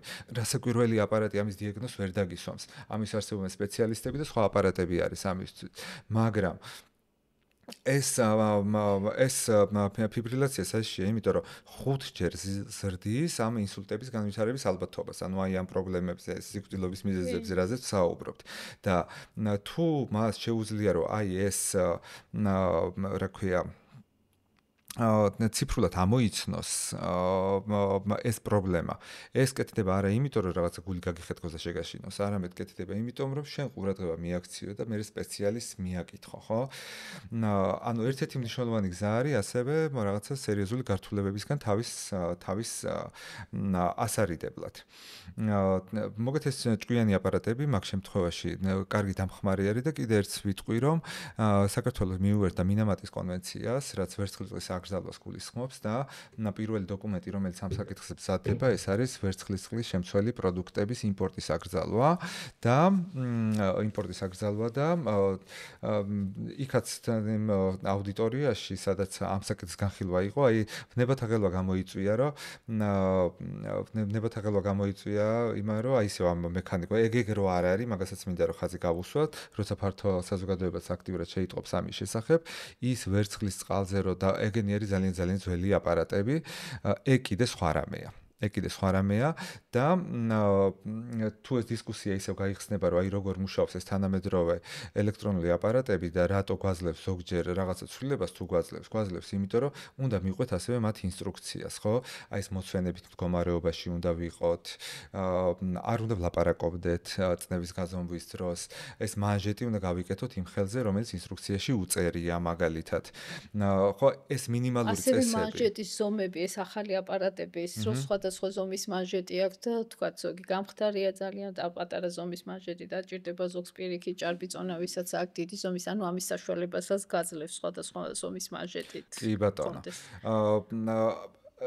მე რისკენ მინდა რომ მოვუწოდო ახლა ჩვენ მსმენელებს, რომ ეს აპარატები არ გახლავთ პროფესიული აპარატები. ანუ ეს არ არის აუცილებელი წნევა ადამიანმა გაიზომოს იმისთვის, რომ ესე მაშინ როცა მივამარტო ექიმთან.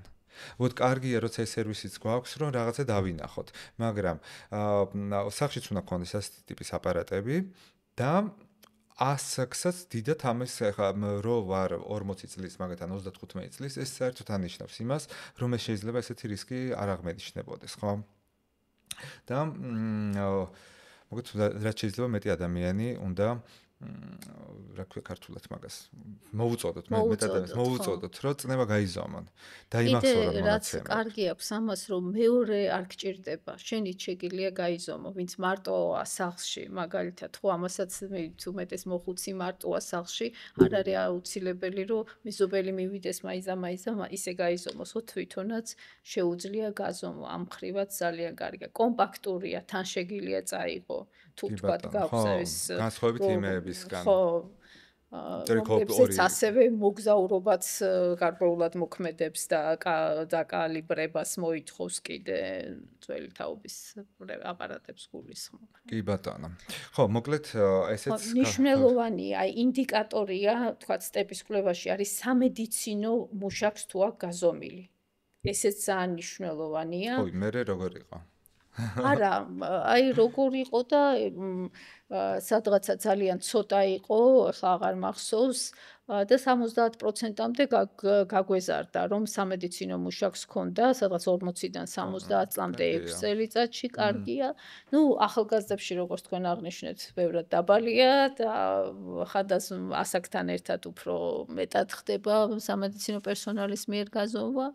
თუმცა აქ უკვე ჩვენი ისიც არის ექიმების, რომ მოვა ახალგაზრდასაც უნდა გაუზომოთ. მაინც და კიდე იქნებოდა კი ბატონო. რაზეც მინდა ასევე დანერგვა, რომ ახალგაზრდებსაც გავუზომოთ. ყველას უნდა გავუზომოთ ჩვენ პაციენტს, ვისაც პირველად ვნახულობთ მით უმეტეს და ექთნების როლი მინდა კიდე აღვნიშნო აქ, რომ ამ წნევის გაზომვასთან ზოგადად ამ სამედიცინო განათლების დაბალი დონე აღვნიშნე და აი მაგაში ექთნებს განსაკუთრებული როლი ექნებათ და იმედი მაქვს, რომ ეს ახალი რეფორმა ამას ყველაფერს მოიცავს და ამ მხრივ კარგი შედეგები გვექნება. გაძლიერებას, რა ქვია. ჩვენ რასაც ვსაუბრობთ ახლა, ხო? აი აქ ექთნის როლი არის ძალიან დიდი. ჩვენთან დაკნინებული სამწუხაროდ ამას არ აკეთებენ ასე. ჯერჯერობით არა გვაქვს ხო. მაგრამ ნუ ექთნები ძალიან აქტიურები ყავს ქვეყანაში და იმედია რომ თავისას მიაღწევენ. ცოტანი ყავს ძალიან, მაგრამ ცოტა ყავს. მაგრამ ვინც არის აქტიურები არიან, იმედია უფრო მეტი პოპულარიზაცია მოხდება, დაფასება მოხდება იმისთვის, რომ ბევრი ადამიანი იყოს ამ სფეროში და ავიდეს ექთნის სამუშაო იმ დონეზე, რა დონეზეც უნდა იყოს, ხო? ძალიან დიდი საქმე და პასუხისმგებლობა აქვს ექთნებს. თქვენ აი ამ კვლევაში, რომელიც ახსენეთ, ასევე იყო, ეხლა ჩვენ უკვე ვისაუბრეთ ნატრიუმზე და კალიუმზე, ხო?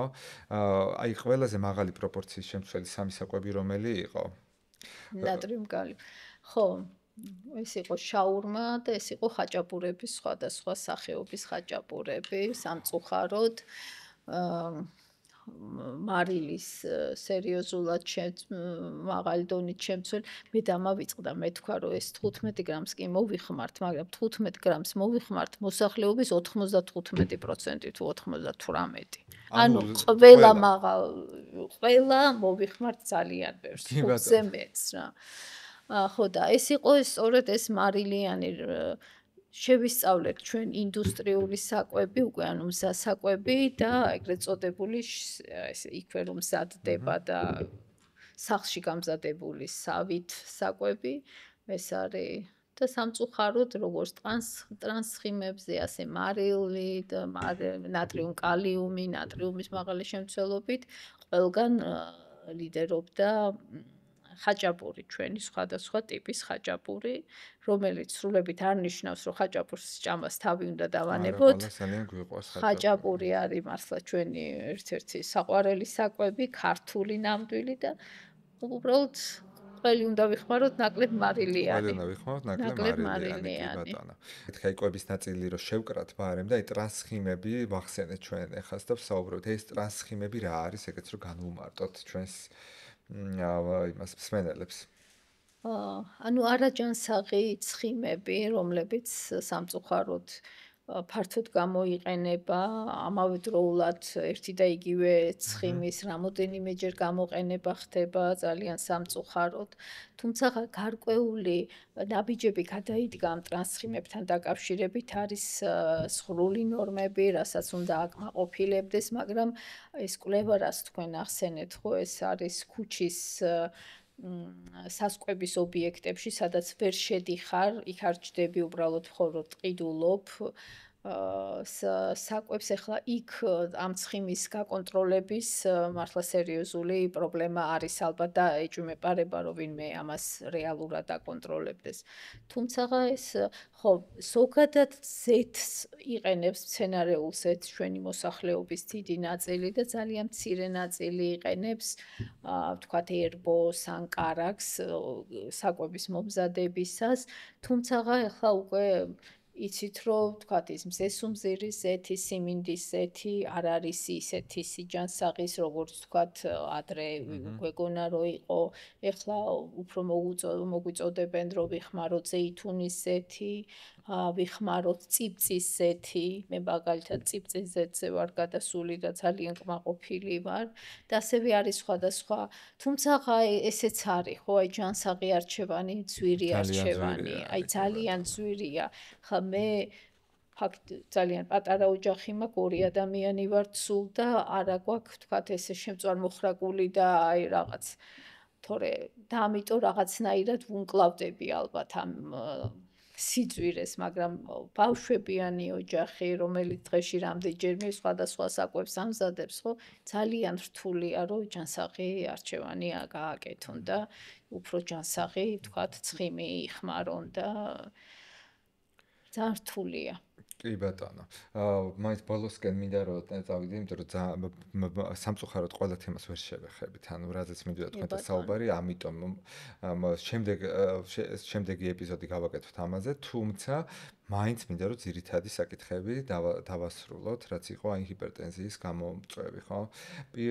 ჩვენ ანუ არაჯანსაღყვებაზე ვისაუბრეთ. მეორე საკითხი არის კიდე ფიზიკური აქტივობა, აი მოკლედ ამაზეც შევეხეთ, მაგრამ აი კიდე რომ ეს ვქნათ.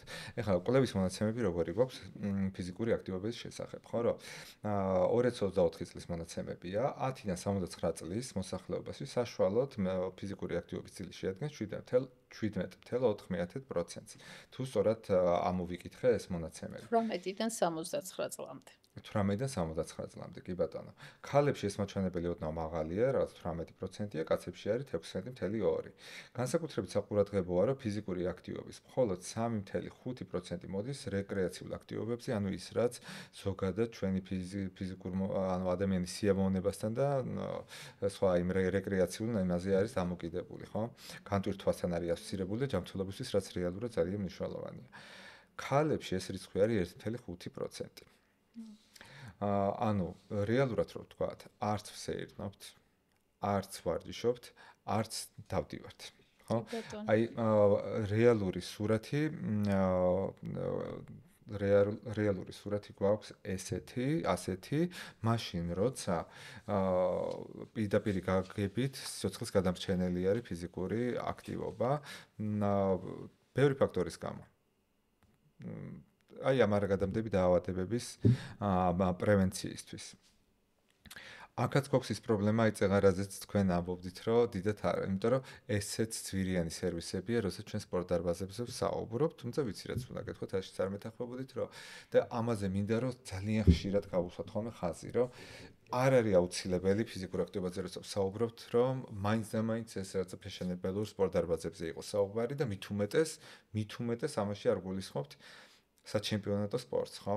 ესე. ხო, კატეგორიულად ამაში სპორტი არ იგულისხმება. სპორტი არ არის სიჯანსაღე. სპორტი კარგია, ძალიან კარგია, მივესალმები სპორტსმენებს, მაგრამ ეს არ ნიშნავს სიჯანსაღე და ამაზე თითოეული სპორტსმენიც ისაუბრებდა ჩემზე უკეთესად.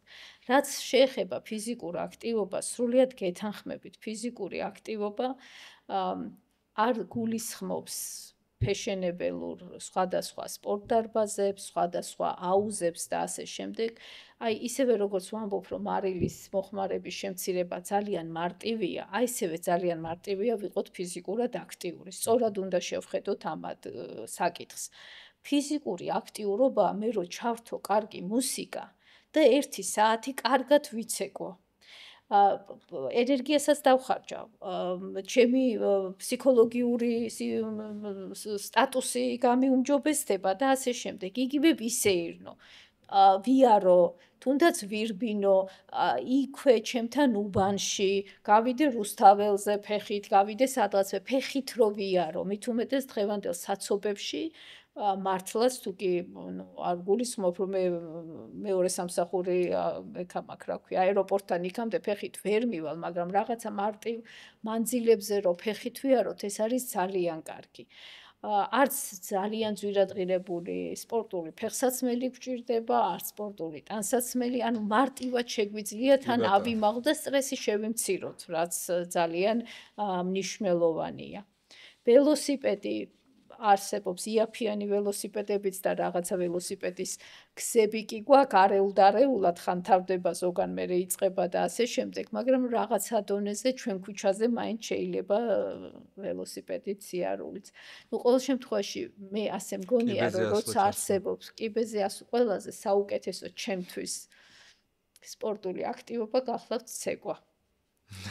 ხო და ყველას მოუწოდებ, რომ შეგვიძლია სახლშივე თუ გარეთ ვერ ის რა ქვია, საჭმელი შეგვიძლია ცეკვით ფონზე, მას აქვთ რა ქვია, მოვამზადოთ და სუფრა გავაწყოთ და ასე შემდეგ.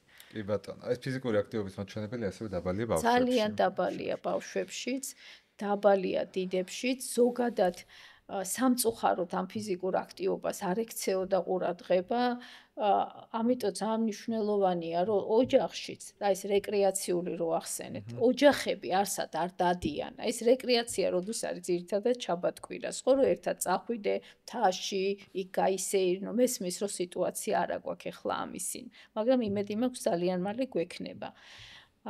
და დიდი იმედი მაქვს ამისი.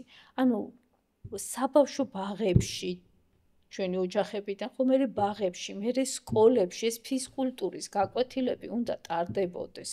ეხლა მე მაგალითად არ დავასახელებ რეგიონს, მაგრამ ერთ-ერთ რეგიონში ვიყავი, ეხლა და ერთ-ერთ ქალაქში, მნიშვნელოვან ქალაქში, ბავშვებს სკოლებში არ აქვთ ეს ლეიბები და ხარიხები.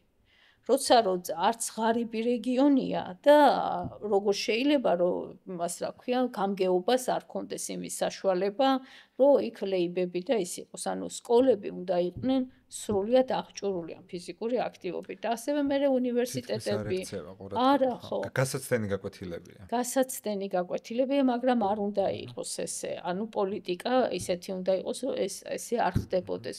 მეც მახსოვს უნივერსიტეტში, სამედიცინო უნივერსიტეტში ჩავეწერე მშვილდოსნობის ეგრეთ წოდებულ წრეზე, ერთხელ ვიყავი და მე ფიზკულტურას ვაცდენდი, ამიტომ ჩავეწერე, რომ ვითომ იქ დავდიოდი.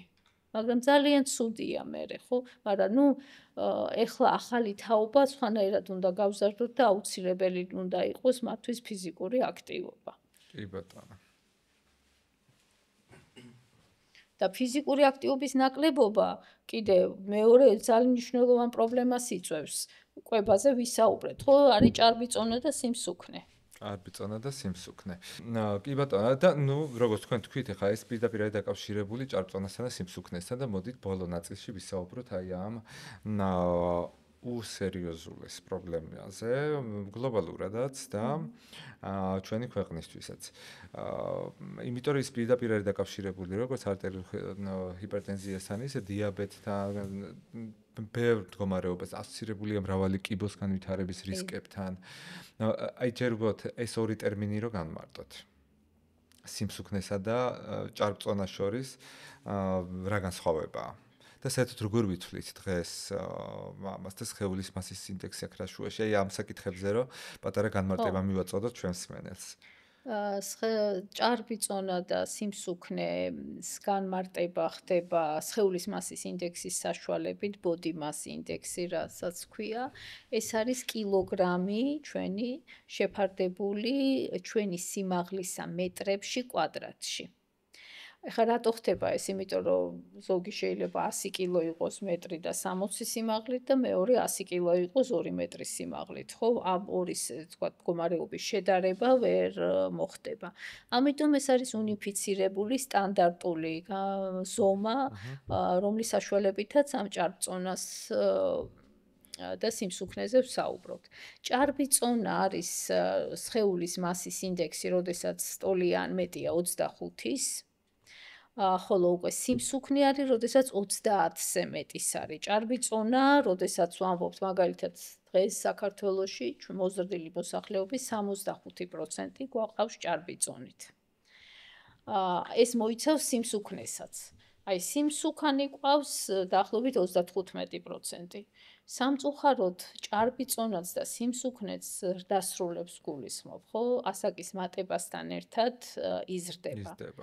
და ზოგადად რისკ ფაქტორები ერთი-ორჯერ კი ვახსენეთ, მაგრამ მინდა ხაზი გაუსვა, რომ ახალგაზრდა მამაკაცებში გაცილებით მეტია ჭარბიწონაც, მარილის მოხმარება, ალკოჰოლი, თამბაქო, ანუ მთლიანი ბუკეტი აქვთ რისკებისა, არაგადამდები დაავადებების და ძალიან ბევრი ქვეყანა ნომერ 1 პრიორიტეტად ჯანდაცვის სისტემაში გულისხმობს ხოლმე, რომ სწორედ ახალგაზრდა მამაკაცებისზე მიმართული ინტერვენციები განახორციელოს და ამით მთლიანად მოსახლეობის მაჩვენებლები მნიშვნელოვნად უმჯობესდება.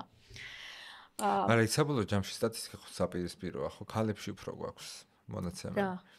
ზოგადად ჭარბიწონისა და სიმსუქნის ის არა, მაჩვენებელი. მამაკაცებშიც მეტი გვაქვს თავიდან, მერე ქალბატონებში უფრო მეტი გვაქვს. აი ბავშვებსაც რო ხო, მერე გვაქვს შევხედოთ. ქალებში ხო, უფრო მეტი. მერე მაგრამ კი.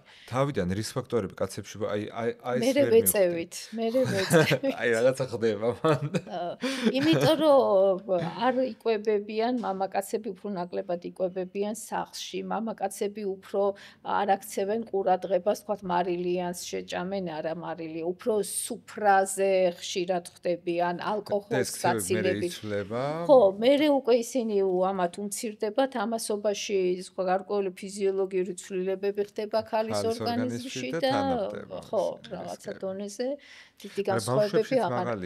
ბავშვები, იცით, აი ხა რო შეხედოთ ევროპის მაჩვენებლებს, სადღაც შუაში ვართ ორივე მხარეს, ბავშვებში საინტერესოა ის, რომ ბიჭებში მეტია. ვიდრე გოგონებში, ჭარბიწონაც და სიმსუქნეც და აი ვთქვათ 7 წლის ბავშვებში ესეა, მერე ერთხელ ჩავატარეთ სამწუხაროდ 2018-ში, თუმცაღა წელს აპირებს უკვე საქართველოს უნივერსიტეტი HBSC ქვია Health Behavior School Survey, სადაც 11, 13, 15 წლის ბავშვებში და ეს ასაკის მატებასთან ერთად ჭარბიწონაც ქვემოთ მოდის, სიმსუქნეც ქვემოთ მოდის, ანუ რო უკვე თინეიჯერობაში შედია და მერე რაღაც ეტყობა თავის თავს უფრო უკვირდებიან და ისა, უფრო ცდილობენ გახდნენ, მაგრამ ბიჭებში მეტია ორივე, ჭარბიწონაც, სიმსუქნეც, ნაკლებად ფიქრობენ ეტყობა ამ მდგომარეობაზე. თუმცა ხა ეს რა თქმა უნდა მარტო ვიზუალური ეფექტი არ არის და ძალიან მნიშვნელოვანი რისკ ფაქტორია. სიმსუქნე მოგეხსენება დაავადებაც არის, ეხლა უკვე თქვა სხვადასხვა მეთოდებით მიმდინარეობს მკურნალობაც ამ სიმსუქნის. თუმცა საუკეთესო არის ეს ჯანსაღი კვება და რეგულარული ფიზიკური აქტივობა. ანუ ეს ორი საკითხი, რომელზეც განსაკუთრებით ბევრი დღეს ვისაუბრეთ, თორე იქ ჩვენ რის ფაქტორებში კიდე ბევრი დაგვჭა, ხო? თამბაქო დაგვჭა, ალკოჰოლის საკითხები დაგვჭა, ასე შემდეგ, ხო? მაგრამ ეს ორი ძირითადი საკითხი არის ისეთი, რომელიც ბევრ რაღაცასთან არის ერთმანეთთან დაკავშირებული და აგვარებს ბევრ რაღაცა პრობლემას ამ პრევენციას უკეთებს, მაგრამ ნუ სიმსივნე თავის მხრივ გახლავთ ასევე დიაგნოზი, ხო, როგორც თქვენ აღნიშნეთ და სიმსუქნე.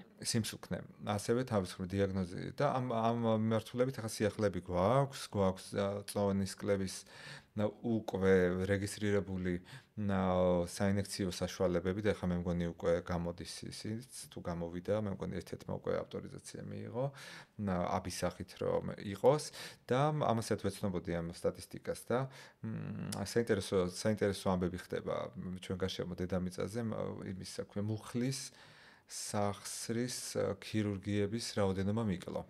იმიტომ რომ მასობრივად, ანუ დიდი რაოდენობით ადამიანები რო უკვე ამ დამხმარე საშუალებების გამო იკლებენ წონაში და ეს ჭარბიწონოვანი სისტემაც რა თქმა უნდა ამოისუთქებს რო აღარ ხდება ხელწონის დაწვა. კი ბატონო, ალბათ მე უფრო მეტი სიახლეები გვექნება, იმიტომ რომ დღეს ძალიან ბევრი კომპანია ეს ითვლება, ეს ეკონომიკურად ძალიან მომგებიან, ის უზარმაზარ ბაზრად არის წარმოდგენილი, ანუ ექსპერტების შეფასებით მომავალში. თუმცა, პრობლემა არის ძალიან დიდი, რომელიც დღეს ჩვენ გვიდგას და ეს ჩვენს ქცევასთანაც არის, ხო, უფრო ჯდომიარე ცხოვრების ესე გადავედით და ამან განაპირობა ამ პრობლემის ესე. აი, მანდ მინდოდა მეხსენებინა, ვახსენე სხვადასხვა ეტაპზე ჩვენი ცხოვრების ფიზიკური აქტივობა უნდა იყოს, თქო, აი, ასევე სამუშაო ადგილის ფიზიკური აქტივობა ძალიან მნიშვნელოვანია, რომ გარკვეულად აქტიურები ვიყოთ, თუნდაც აი 15 წუთი მართლა ვიცეკოთ ჩვენ სამუშაო ადგილზე, ან ეს მინდა ძალიან მაგალითად რომ სამსახურში გავაკეთო, რომ რაღაცა 15 წუთი ნახევარ საათი თან იმას რა ქვია ემოციურადაც უკეთესად გახდის ადამიანებს. HR-ებო და დირექტორებო თქვენ კლინიკებში. ზოგადად თქვენს კლინიკებში კი ადრე მინდოდა კიდეც რომ ეს რაღაცა ფუნქციები ფიზიკურ აქტივობასთან დაკავშირებით ყველას დილა სამსახურში რომ მოდიოდა ამოსულოდა რომ აი ვიდი ხან ივარჯიშია რაღაცა გააკეთე რომ ფიზიკურად იყო აქტიური, ნუ ეგ არ გამოვიდა, მაგრამ ძალიან კარგია. ზოგადად ემოციურ ფონსაც გაუმჯობესებს და შედეგად შემოსუნარიანობასაც. ხო, თან აქ ხო ძალიან ბევრი ფაქტორია კიდე, ხო, ხა ჩვენთანაც ესეთი იყო, რაც მე მგონი სოფლად მაცხოვრებელ პოპულაციაში მაღალია, კიდე უფრო მაღალია სიმსუქნისა და ჭარბიწონის მაჩვენებლები და ასევე ქვეყნების მიხედვით კულტურების განსხვავდება. კი, კულტურების განსხვავდება, განათლების დონის მიხედვით, სხვადასხვა დეტერმინანტების მიხედვით, ხო, ამაზე დღეს არ ვისაუბრიათ, თორემ მნიშვნელოვანი კავშირია ამაში. მაშინ ესეთ რაღაცას შევთანხმდეთ, რომ ერთხელ კიდე გვეწვიეთ, რომ აი ამ თემაზე კარგად ვისაუბროთ, ხო, ჭარბწონასა და სიმსუქნეზე, ამ ფაქტორებზე, პრევენციის მეთოდებზე და ასე შემდეგ, იმიტომ რომ ჩვენ ვაპირებთ ეპიზოდების სერიის გაკეთებას ამ თემაზე, მათ შორის ამ მედიკამენტების შესახებაც. იმიტომ რომ გამოჩნდა ასევე ალტერნატიული მედიკამენტები, რაღაცა სხვა საშუალებები, რომლებიც პოტენციურად შეიძლება დიდი საფრთხე შეუქმნას ადამიანის ჯანმრთელობას და გვინდა რომ ამ თემაზე სპეციალისტებმა ინფორმაცია მიაწოდონ და ბოლოს შეკითხვა მექნება. ეხლა ჩვენ ბევრი რაღაცა ვისაუბრეთ, თელი ჩვენი ამ საათნახევრის განმავლობაში ვსაუბრობთ ადამიანის ქცევებზე. მაგრამ ადამიანის ქცევის სრულება ესეთი მარტივი რო იყოს, ამ დღეში არ ვიქნებოდით, ხო? ამას სჭირდება სერიოზული მუშაობა, მრავალწლიანი, ამას სჭირდება სპეციალისტების ჩართულობა და ასე შემდეგ.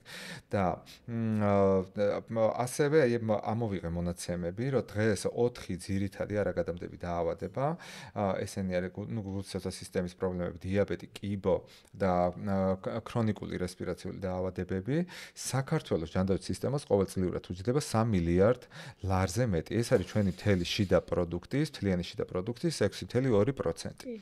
ხო, მაგალითად, გულსაჯარიმო სისტემის დაავადებებზე, რაზეც დღეს ჩვენ ვსაუბრობდით, არის თითქმის 2 მილიარდი, 1.8 მილიარდი ლარი. ამის ფონზე, ანუ კვლევები აჩვენებს, რომ დაბალი შემოსავლის ქვეყნებში თითო დოლარის ინვესტიცია, რომელიც ჩადებული არის პრევენციაში, საშუალოდ $7 ბრუნდება უკან. და ანუ დასაქმების და პროდუქტიულობისა და სიცოცხლის ხანგრძლივობის სახით, ხო? ეხლა პირდაპირ ქეშზე არ არის აქ საუბარი. ასევე, ჩემი კითხვა იქნება შემდეგი რა, რომ აი პრევენციაზე დახარჯული 1 ლარი 7-ჯერ მეტ სარგებას თუ გვიბრუნებს და ვიცით, რომ სიკვდილიანობის უდიდესი წილი მოდის აი ამ 4 დაავადებაზე, ამ 4 მიმართულებაზე უბრალოდ, რატომ არ არის რეალურად ჩვენი პრიორიტეტი პრევენცია? აი ეს რიცხვები ხო ნათლად უჩვენებს, ხო? აი სად გვაქვს ის, როცა გადაწყვეტილების მიღებ პირებს, სად გვაქვს აი ეს პრობლემა, რომ გადაწყვეტილების მიღებ პირებს ამას ვერ ვანახებთ. ამას ვანახებთ. გადაწყვეტილების მიმღებ პირებს ნახვის პრობლემა რო ვანახოთ არ არის. ალბათ აღქმის პრობლემა. ხო, იმათი პერსპექტივიდან ნახვას გულისხმობთ, ხო? ყველა პოლიტიკოს ურჩევნია ისეთი რამ გააკეთოს, რომ ეხლა დაანახოს, ვთქვათ, სარგებელი ვიღაცა თავის ამომრჩეველს. აი იგივე კიბოზე მართლა ბევრი რამე გაკეთდა, ძალიან ბევრი რამე ფინანსდება. და ძალიან მადლობელი უნდა ვიყოთ და ვარ მე პირადად, რომ ბავშვს მერთმა არქნას, მაგრამ თუ აქვს კიბოს დიაგნოზი, უშვებენ საზღვარგარეთ და იქ მკურნალობენ. მაგრამ ხო შეიძლება რომ აქ გავაკეთოთ ისეთი რამ, რომ საზღვარგარეთ არ დაგჭირდეს ამ ბავშვების გაშვება, ხო? აი აქ იქნება ის 1 ლარის ჩადება, აქ უნდა მოხდეს და რა იქ 7 ლარის გადახდა. ეხლა თქვენ რაც თქვით, ეს საერთაშორისო ის არის. ჩვენ საქართველოშიც გვაქვს ეს გაკეთებული და იმ საერთაშორისოდან ჯანსაღყვებაზე რო ჩადო ლარი თუ დოლარი, ხო, სადღაც 12 თუ 13 დოლარს გაქვს უკუგებას. ანუ რამხელა ის არის. და ჩვენ რო აქ გავაკეთეთ ჩვენი ქართული მონაცემებზე დაფუძნებით, ხო, ლარი რო ჩავდო მარილთან დაკავშირებით, 20 ლარის მოგება მაქვს მერე. ხო, აი ყველაზე მარტივი რაღაცა, ყველაზე ხარჯდეფექტური და ყველაზე ეფექტური. აი აღქმის პრობლემაა, ეხლავე უნდათ შედეგი და არა ეს მარტო ჯანმრთელობაში არ ხდება სამწუხაროდ, ხო, ურბანული საკითხი რას გავართ საერთოდ თბილისი, ადამიანები ფეხით ვეღარ დავდივართ, მანქანები ვეღარ დადიან, ვეღარ ჩერდებიან, მანქანა თუ ჩერდება მე ვეღარ დავდივარ და ასე შემდეგ, ასე შემდეგ. ხო, აი ჯანმრთელობის ხელშეწყობა ხო ეს არის, ზოგადად უნდა ვამბობ ხოლმე ამას, რომ სწორი ადამიანები უნდა იყვნენ სწორ ადგილზე. აი როცა იმ გადაწყვეტილების მიღების ადგილზე იქნებიან სწორი ადამიანები, რომელთა დღევანდელით არ უნდა ხედავდე, უნდა ხედავდე ფართო აღქმის უნარი უნდა გქონდეს და 5, 10, 20 წლის შემდეგ რა იქნება, ეს შენთვის პრიორიტეტი უნდა იყოს და იმით უნდა იღებდე დღეს გადაწყვეტილებას. კი ბატონო. ასე არის, ეს არის მიზეზი. ან დაახლოებით 5-7% რაღაც ეს რაც იხარჯება ხოლმე, ხო, იმ ჯანდაცვის პროდუქტებზე და მე ჯანდაცვის დაფინანსებაზე და მე აქედან ჯანმრთელობის მსოფლიო ორგანიზაციის რეკომენდაციაა, რომ მინიმუმ 3%, ანუ იმ მთლიანი ჯანდაცვის დაფინანსების 3% იყოს პრევენციაზე. ხო, დაახლოებით. გათვალ ზოგს მეტი აქვს, ზოგს ნაკლები აქვს, ეს სხვადასხვანაირად არის. და ამ შემთხვევაში მივიღებთ იმ შედეგს, სადაც თქვენ საუბრობდით, ხო, რომ უკან გვიბრუნდება ძალიან დიდი ინვესტიციის სახით. და ჩვენთან როგორი მდგომარეობა ეს თუ აიცით პრევენციაზე? 1%-ს ეცვერავთ, რა თქმა უნდა. პრევენციული პროგრამა, ესე თუ არ ჩავთვლით იმუნიზაციას, ხა იმუნიზაცია ცალკე, ანუ ყიდულობთ, ხო, რაღაცა მას როგორ თქვა, პროდუქტს, ასე ვთქვათ. აი, რაც შეეხება ჯანმრთელობის ხელშეწყობის სახელმწიფო პროგრამა, ხო? 3 მილიონზე ავიდა 2018 წელს. ეს თამბაქოსთან დაკავშირებით, თამბაქოს ხარჯები გაიზარდა, ახლა თამბაქოს დაფინანსება გაიზარდა. უნდა უმადლოდეთ ბატონ კაკიზოიძეს, იმიტომ ვამბობ, სწორი ადამიანი სწორ ადგილზე იყო მაშინ და თამბაქოზე ამიტომ გაგვიმართლა ესე. და დღემდე მოდის იგივე. 2018 წლიდან 2025 წლამდე, როგორი ფასებმა, როგორი ცვლილებები განიცადეს, ხო? ფიზიკურ აქტივობაში 30,000 ლარია. 30,000 ლარად პოპულაციის ფიზიკურ აქტივობაზე რაზე მოქმედება უნდა გავაკეთო, ხო, გამორიცხული. და თანაც ეს რომ რეალური მართლა არა გაქვს, არც თანხა გაქვს. მე ამას აქვს უამრავი ბიუროკრატიული საფეხური, ყველა ნახულობს ფიზიკური აქტივობა, რადგან ვახსენე, ესმის რა არის, არ ესმის რა არის, არა აქვს მნიშვნელობა, იწელება დროში. დღეს რორი მაისის ბოლოა, ხო? ჯერჯერობით ბაზრის კვლევაც არ განხორციელებულა ამ იმის, იმიტომ რომ აქამდე იმას ველოდით, ამას ველოდით, კაი განხორციელდეს მაისში, ხო, სადღაც ივლისიდან დაიწყოს.